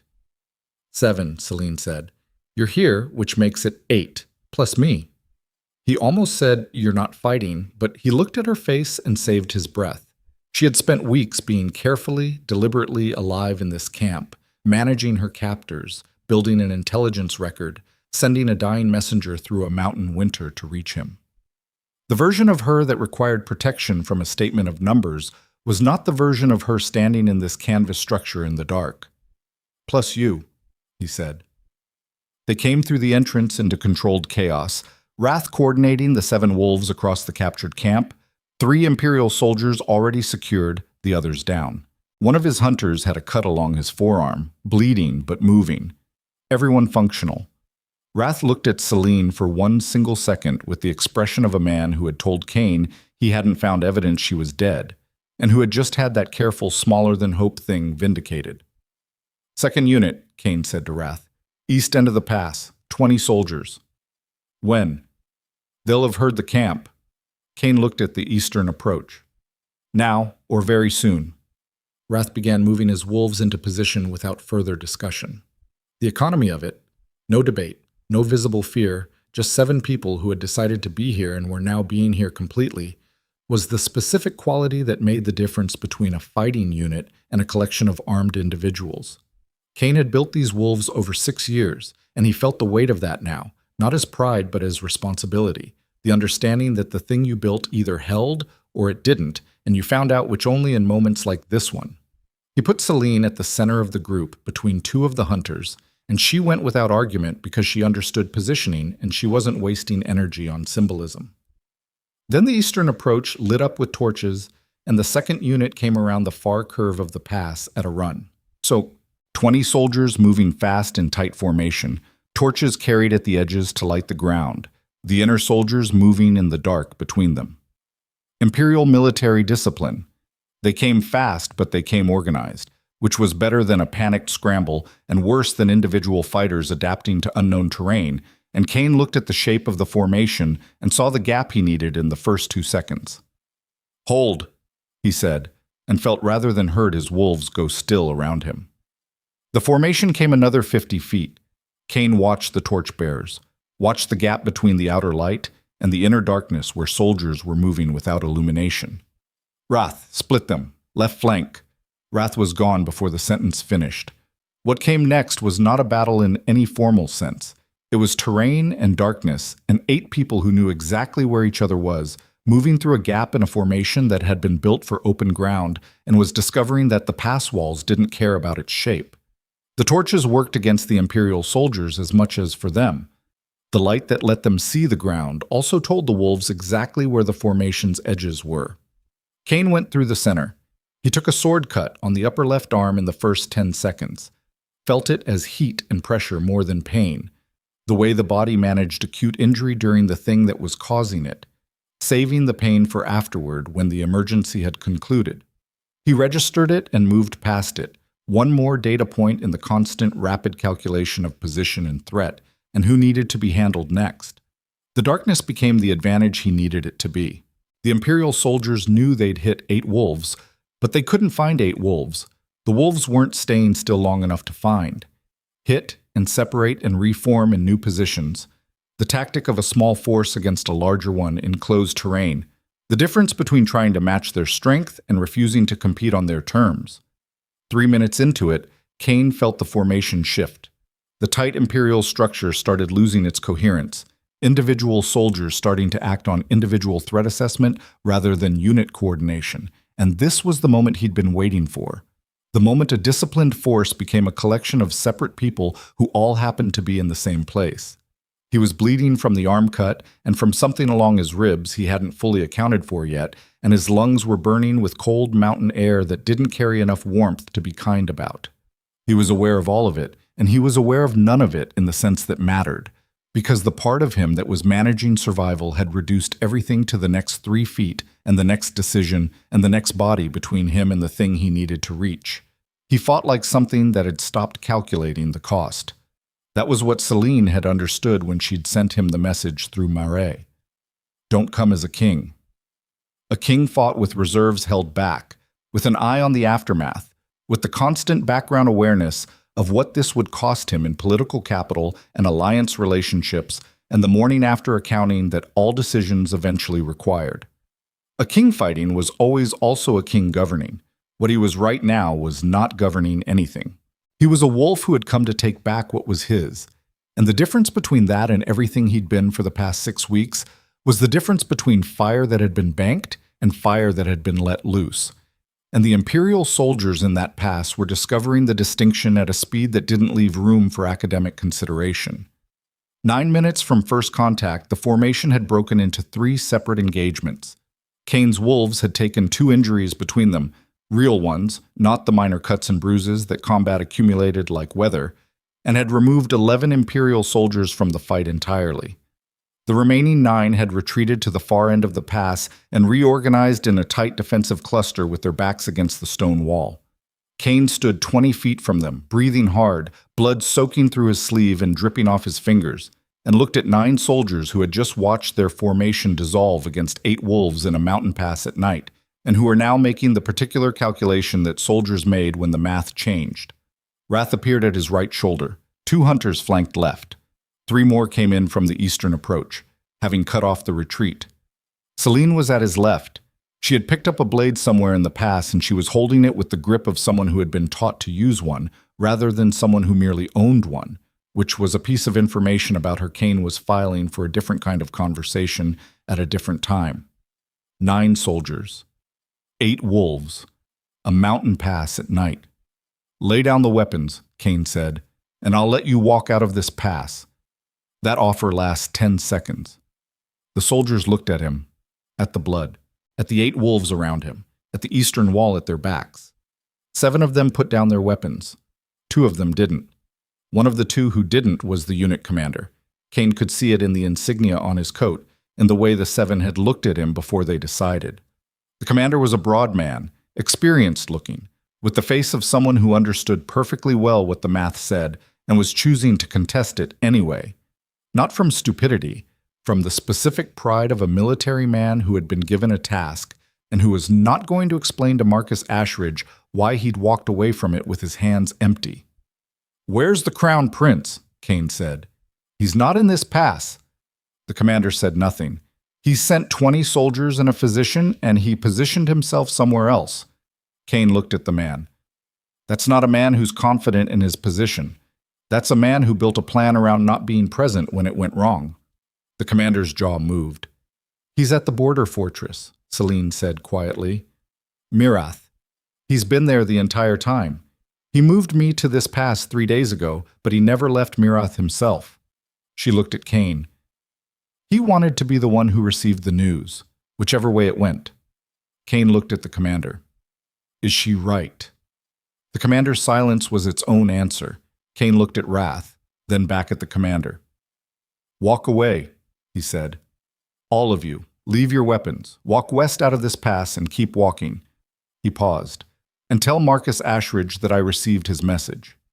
The same words he'd sent with Caslin at the mill. The same 3 words, but they carried an entirely different weight now, in the dark of a mountain pass with blood on the ground and 9 soldiers about to walk away from a position they'd been paid to hold. The commander stood for 3 more seconds. Then he set his sword on the rock in front of him and turned, and his 2 remaining soldiers followed, and the 7 who'd already complied picked up their blankets and what supplies they could carry, and they all moved west in a group with the particular silent dignity of men who had made a rational decision and were choosing not to perform shame about it. Kane watched them go. Then he turned to Celine. She was looking at him with that direct, clear gaze, The one that had never once in the years he'd known her performed anything for his benefit. The one that looked at whatever it was looking at and responded to what was actually there. She was assessing him. The arm, the ribs. The state of a man who had ridden through a mountain pass at night and taken the camp apart and come through the formation in the dark. The way a person assessed someone they loved and were professionally unsentimental about. "You need the physician," she said. "Later." "Now, Cain." "The fortress," he said. "Mirath. How far?" She looked at him for a long moment, calculating.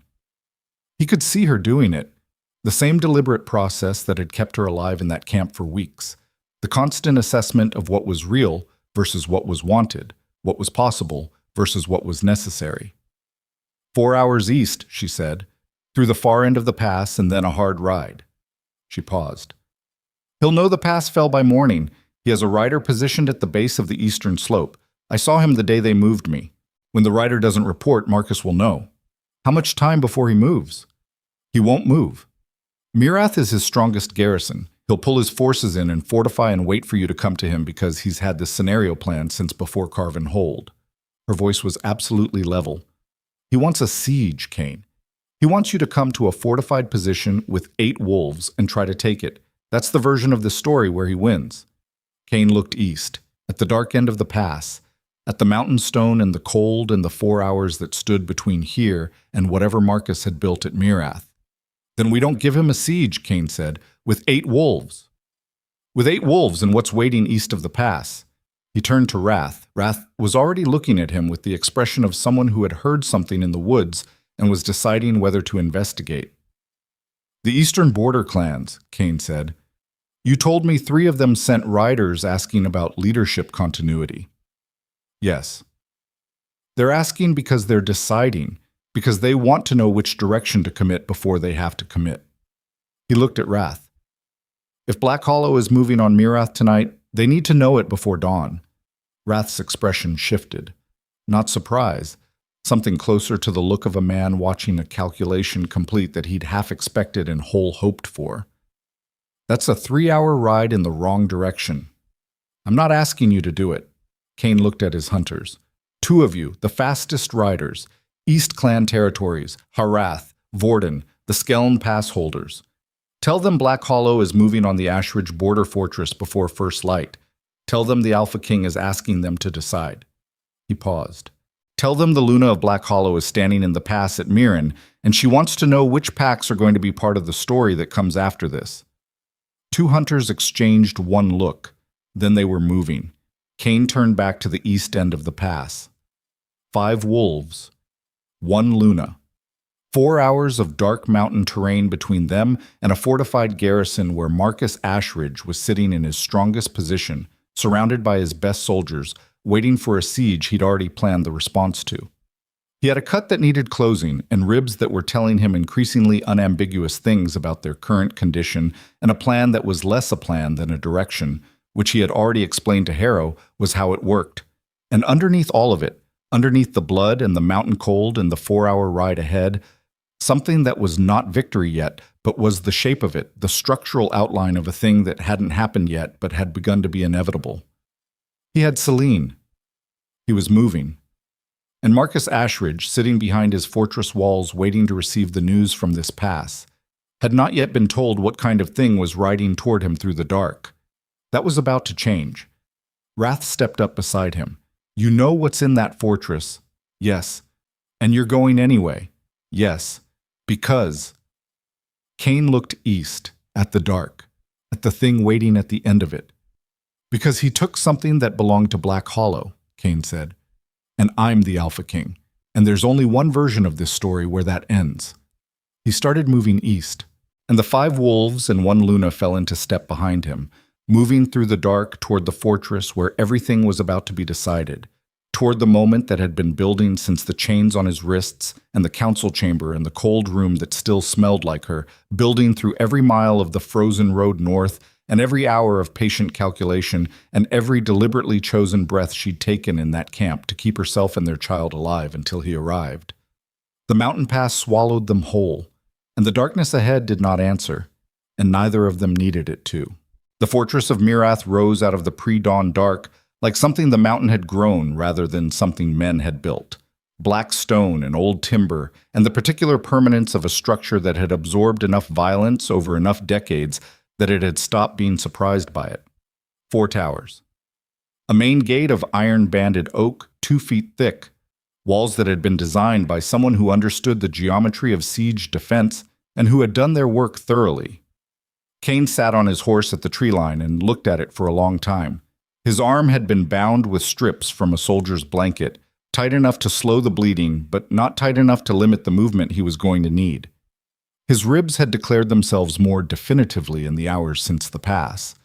2 cracked, possibly 3, the specific grinding quality of damaged bone making itself known with every breath. He breathed through it with the systematic patience of a man who had learned that the body's complaints were information rather than commands. Beside him, Celine was looking at the fortress with the same analytical attention she'd given everything for the past weeks, reading it the way she read rooms, the way she read people, cataloging what was real and what was performed. "The East Tower," she said quietly. "The upper window has been lit since we arrived at the tree line. Someone has been watching the approach. Marcus, probably, he'd want to see you come." She paused. He'd want to be the one who saw it first. Wrath was at Cain's other side. 2 hunters behind, 5 wolves at the edge of an imperial fortress in the last dark before dawn, waiting on something that hadn't arrived yet and might not. Then it did. The sound came from the south. Hooves on frozen ground, a lot of them, moving at pace. Cain turned and saw the torches first, a long line of them threading through the southern tree line, and then the riders, and then the standards. 3 standards. Harath clan, carrying the double wolf mark that had flown over their territory for 6 generations. Vorden, with the crossed blade insignia. And Skelm, oldest of the eastern border clans, whose standard was a single mountain peak in white on black, which Cain had last seen at his own Alpha Ascension, and which he had not expected to see on a ride like this one. 40 riders, maybe more, hard to count in the dark, in motion. They came out of the tree line and pulled up at the perimeter and the lead rider of the Harath contingent, a woman named Breck, who had commanded her clan's military unit for 12 years, and who had once told Cain to his face that she trusted him about as far as she could throw him, which, given that she was 5 feet tall, was not far, looked at him across the dark ground with an expression that contained exactly 0 sentiment. "You asked us to decide," Breck said. "Yes." She looked at Celine, at the fortress, at the 5 wolves and the bound arm, and the particular quality of a man who had ridden through a mountain pass in the dark and came out the other side. "We decided," she said. Cain looked at her for a moment. He felt something move in his chest that he was not going to name in front of 40 riders. "Then let's finish it," he said. Done. Marcus Ashridge knew they were coming. The fortress gates were sealed and the walls were manned when the combined force moved to the main approach at dawn, torches extinguished now, moving in the gray early light that made everything look like it had been built out of the same cold stone as the ground. 43 wolves total, against a garrisoned fortress. It was still not what anyone would call favorable odds. But Cain had not come for a siege. He rode to the gate alone, without a standard, without an escort, without any of the formal apparatus of a parley. He rode until he was 20 feet from the iron-banded oak, and he stopped, and he looked up at the walls where the soldiers were positioned, and he waited. The East Tower window was lit. He looked at it directly. 30 seconds. A minute. Then the window opened and a figure appeared at it, looking down, and Cain looked up at Marcus Ashridge for the first time. He was younger than Cain had expected, mid-30s, dark-haired, with the kind of face that had been handsome before something had hardened it from the inside out. He had the build of a man who had trained seriously at some point, and had since transferred his physical confidence into the posture of authority rather than the practice of combat. He stood at the window with the deliberate composure of someone who had rehearsed how they intended to appear in exactly this moment. "Alpha King," Marcus said. His voice carried well, another rehearsed quality. "Open the gate," Cain said. Marcus looked down at him. at the 43 wolves at the tree line. You've brought allies. A brief pause, calibrated. The border clans change direction with the wind. You know that better than anyone. Open the gate. You understand that I have 60 soldiers inside this fortress, that the gate you're asking me to open is the only tactical advantage you're trying to remove. Marcus tilted his head slightly. What you've done tonight in the pass was impressive. I'll give you that. But you're standing at a fortified position with a wounded arm and a borrowed coalition, and I have 60 men and walls between us. Kane looked up at him. He let the silence run for 5 full seconds. You moved my Luna through a mountain pass, Kane said. You held her for 3 weeks. You used my pack's traitor to send 47 of my people into a valley to die. He kept his voice level. Not controlled, level, the way water was level, the way the surface of something very deep was level. And you're sitting in a tower telling me about tactical advantages. He paused. Marcus, I'm not here to besiege you. I'm here to give you the same choice you gave me. Open the gate and walk out of this fortress, and I will let you leave with your soldiers. Keep the gate closed, and we'll open it ourselves, and the conversation we're about to have will cost you considerably more. Marcus looked down at him for a long time. Then Marcus said, You don't have the numbers. No, Kane said, but I have the will. He turned his horse and rode back to the tree line. The gate came down 40 minutes later. Not because Marcus opened it, because one of the Skellen riders turned out to have specific knowledge of the eastern drainage channel that ran underneath the fortress wall, a feature that appeared on no military map because it predated the fortress by 50 years, and because 2 of Kane's hunters were small enough to fit through it, and because the bar mechanism on the inner gate was exactly what the Skellen rider said it was going to be. The gate swung open from the inside at the moment the first gray light became actual dawn. Kane went through first. The courtyard beyond was wide and cold and full of soldiers who had been positioned for a gate defense and were now looking at a gate that had opened from the wrong direction, which created the specific tactical problem of men who had organized themselves for one kind of fight, encountering a different kind of fight from an unexpected position. What followed was not clean. He had no intention of describing it to himself as clean. 60 Imperial soldiers and 43 wolves in a fortress courtyard at dawn, and the fortress was the only place Marcus had to run. And Marcus had chosen to be here, and everyone in that courtyard had chosen to be here, and the choosing mattered. He took 2 more injuries he wasn't going to fully account for until later. He saw one of the Vorden riders go down on his left and watched another Vorden wolf pull him back without breaking stride. He moved through the courtyard with the same quality he'd had in the pass, not the managed, calculated quality of a king fighting with reserves held back, but the total committed quality of something that had been compressed too long and was no longer capable of compression. Men got out of his way, not because he was frightening in any abstract sense, because something in the specific way a person moved when they had fully committed to an outcome, when the cost accounting had been completed and the decision rendered and there was nothing left to hold back, communicated itself to other bodies at a level below strategy. It was the oldest signal in the world. It was something the body recognized before the mind had finished the sentence. He found Marcus in the upper corridor of the East Tower, not running, standing, with a sword in his hand and 2 personal guards flanking him, and the expression of a man who had decided that this was where he was going to be standing when this happened, because walking away from it was a thing he was not physically capable of doing and still being himself. Kane gave him that. He gave Marcus that one specific thing, the recognition that the man had chosen to stand there rather than run, which was the one quality Kane had not been certain Marcus possessed.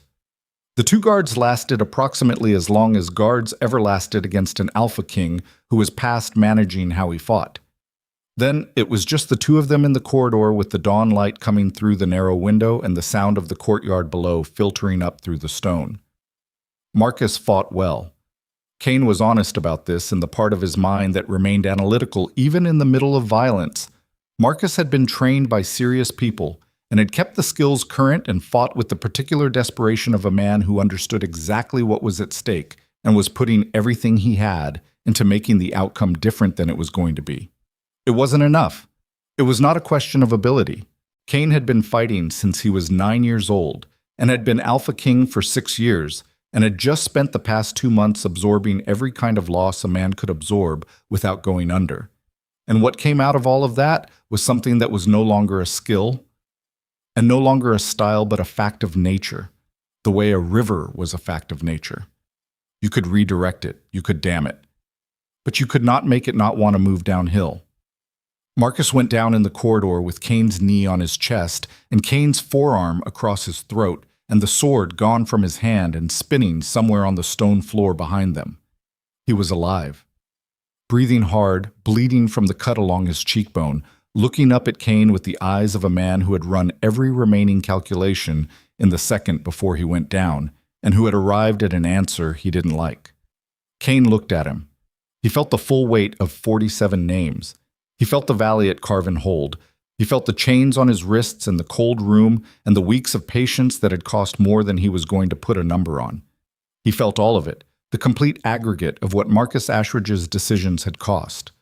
Not him specifically, but all of them, every wolf who'd gone into that valley, every family that had received the news, every piece of a kingdom that had cracked under the weight of a betrayal built in this man's rooms and executed through a traitor in Kane's own council. He felt it completely. He did not look away from any part of it, and then he made the decision that was in front of him. "The Ashridge border territories," Kane said, his voice steady, "are forfeit to the eastern border clans as reparation for Carven Hold. Your garrison at the southern crossing surrenders to Black Hollow's authority within 30 days. You will personally sign a formal account of what was done at Carven Hold and who authorized it, and that account will be witnessed by representatives of every pack and clan present here today." He looked at Marcus. "You will live, but everything you used to try to end my bloodline, the territory, the garrison, the political position, is gone, and you will spend whatever years you have left explaining to every power in this region why you thought any of this was worth what it cost." Marcus stared at him. Something moved through his face. Not relief, not gratitude, but the particular complex shock of a man who had built his entire strategy around a certain kind of ending and was being handed a different one that, in certain ways, cost more than the one he'd prepared for. "Why?" Marcus said. Kane stood up, looked down at him. "Because killing you makes this story about me," Kane said, "and this story isn't about me." He left Marcus on the floor and walked back down the tower.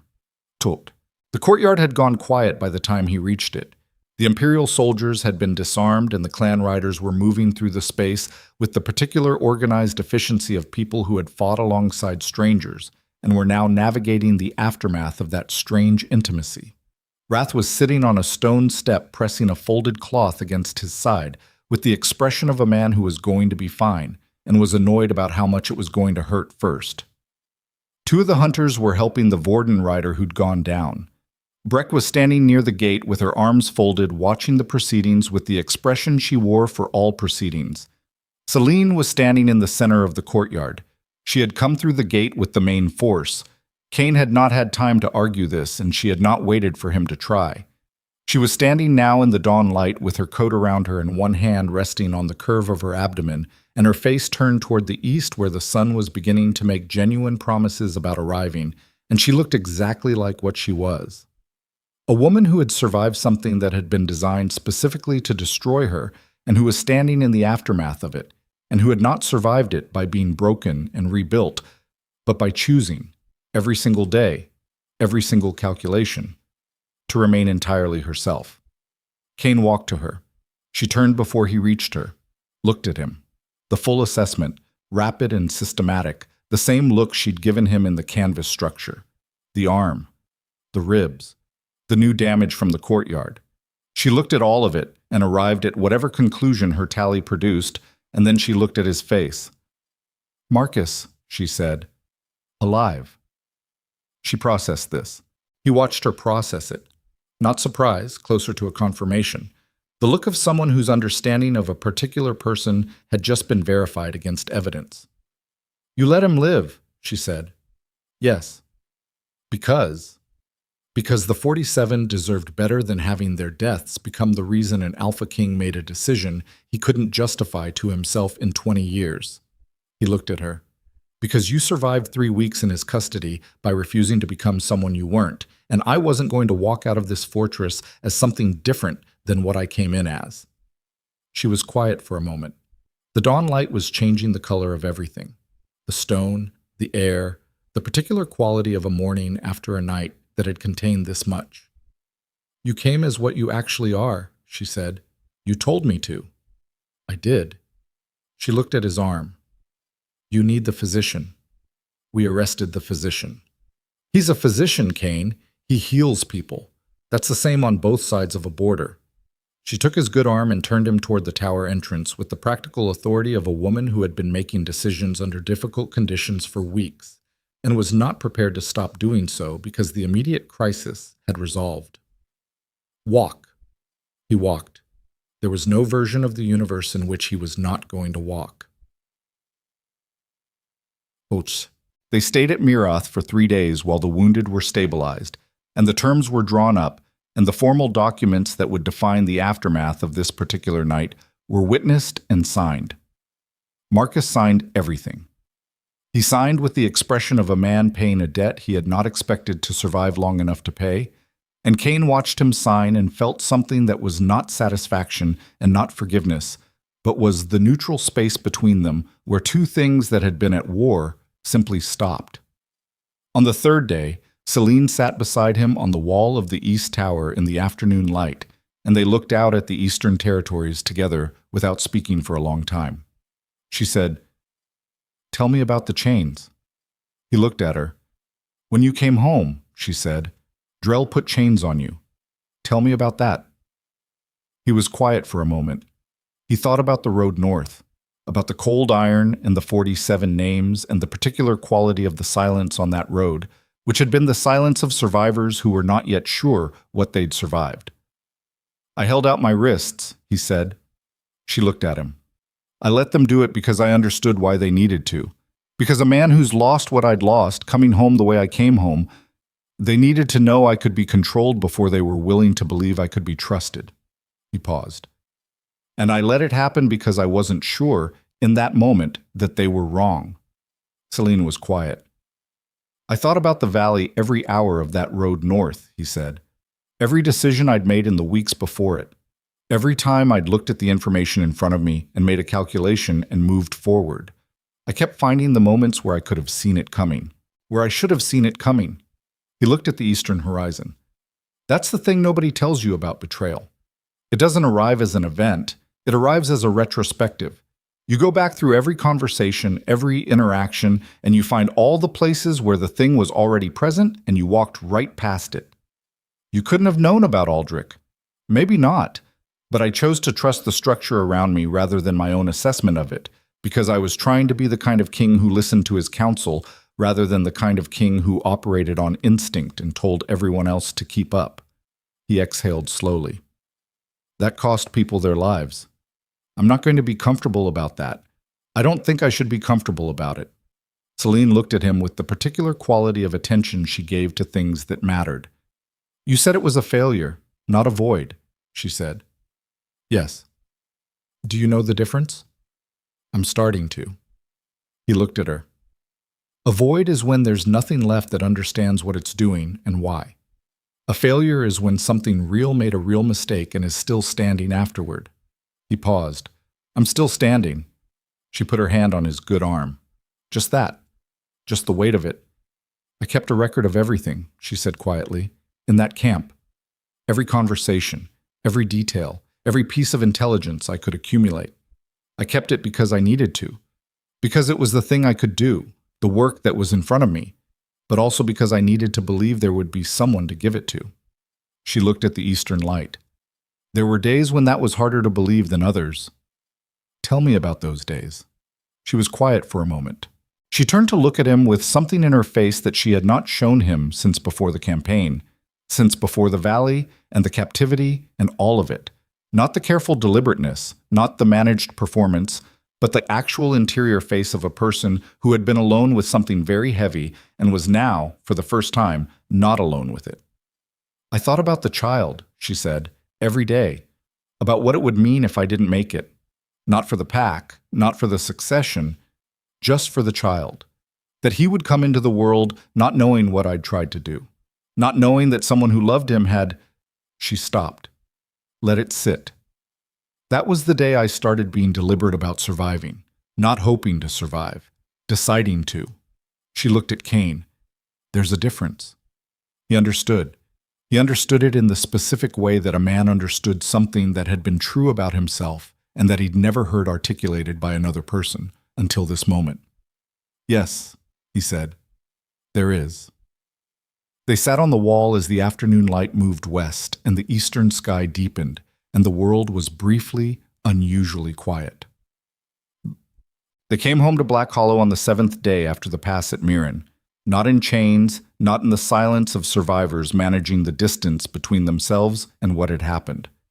They came in at the front gate with the Eastern Border Clan riders flanking the column and Wrath at the front despite the stitched wound in his side, and Breck riding at the left with her arms folded expression firmly in place, and Celine on her horse beside Kane, upright and visible, the Luna of Black Hollow returning to her fortress with the full evidence of her survival displayed for every wolf on the wall to see. The wolves came out, not in the careful controlled numbers of a formal receiving, all of them, the soldiers and the farmers and the craftspeople and the interior wolves who had never seen a border campaign, pouring out of every gate and passage and filling the approach road in the particular unorganized mass of people who had needed something real to look at for weeks and were finally looking at it. Kane rode through all of it without performing anything. He sat straight because his back required it, and he looked at the faces on either side of the road, and he let himself look. Not the surveying look of an alpha king assessing his pack, but the direct human look of a man coming home and seeing the specific people who had kept a kingdom alive while he was gone, who had kept the fires lit and the patrols running and the walls manned through uncertainty and grief and the long grinding weight of not knowing. They had done that without him.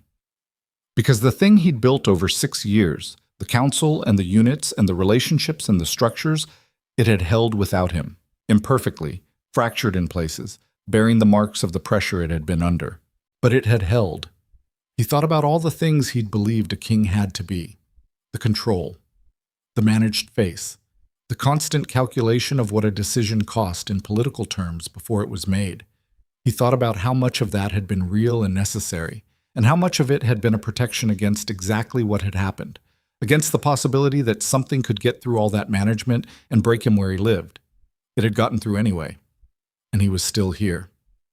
Harrow met them in the main courtyard. He looked at Kane, at Celine.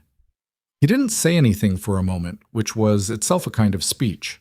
20 years of the weapons master's face compressed into a 5-second silence that carried everything Harrow was not going to say in a public courtyard. Then he said, "You look terrible." "Yes," Kane said. "Both of you." "Yes," Celine said. Harrow nodded once. "Good," he said, and that was that. And he turned and started walking, and the courtyard began to breathe again. The child was born 6 weeks later, on the first clear morning after a hard early winter, in the chambers where the fire had burned all night against the cold, and where the smell of the room had been transformed by weeks of actual living back into something current rather than a memorial. Kane was outside the door for 4 hours. He stood in the corridor and did not pace because pacing did nothing, and he had learned, at some point in the past several months, that doing nothing when nothing was the right thing to do was not weakness, but a specific kind of discipline, the hardest kind, the kind that required you to trust things you couldn't control and stand still in the space where control had run out. The healer came out and said, "Come in." He went in. Celine was sitting upright against the headboard with the exhausted, present quality of a woman who had just done the hardest physical work a body could do and who was currently occupied with something more interesting than her own exhaustion. She looked up when he came through the door, and her face was clear and direct and completely itself, the face he had carried in his chest through chains and councils and mountain passes and a fortress courtyard, and it looked now exactly like it always had, no different, no less, surviving everything it had survived and remaining entirely itself. In her arms, wrapped and breathing, was the air of Black Hollow. Kane sat on the edge of the bed. He looked at the child for a long time without speaking.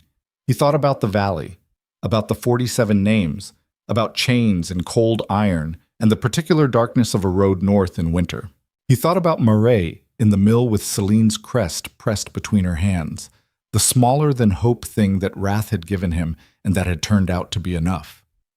He thought about the corridor in the East Tower and the decision he'd made there, the decision to let Marcus Ashridge live and become the permanent record of his own choices, rather than a story that ended cleanly and costlessly. He thought about what it had taken to get here, what it had cost, what it had changed. A man who had held out his wrists for chains because he understood why they were being asked for. A king who had learned the difference between managing grief and surviving it. A wolf who had ridden into a mountain pass with 7 people in a direction and trusted that the plan would come from the ground once he was moving on it. He did not feel like a man who had won something. He felt like a man who had walked through a fire and come out the other side with all of the things he'd taken into it still present, changed in shape and weight, but recognizable. Still his. "He's quiet," Cain said.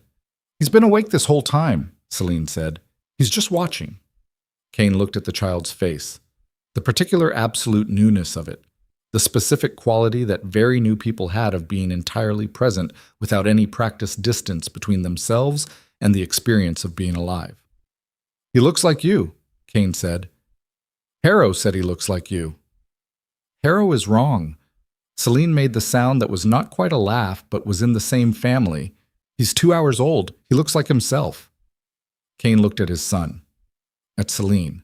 At the room where the fire was burning and the winter light was coming through the window in the particular thin gold that clear mornings produced and that he had not, he realized, taken the time to notice as a thing worth noticing for a very long time. He put his hand carefully on the child's head. The warmth of it was immediate and specific, the warmth of a living thing that was entirely new to the world and did not yet know anything about valleys or chains or the cost of betrayal or the long road back from a place where everything had been stripped away. The child would learn.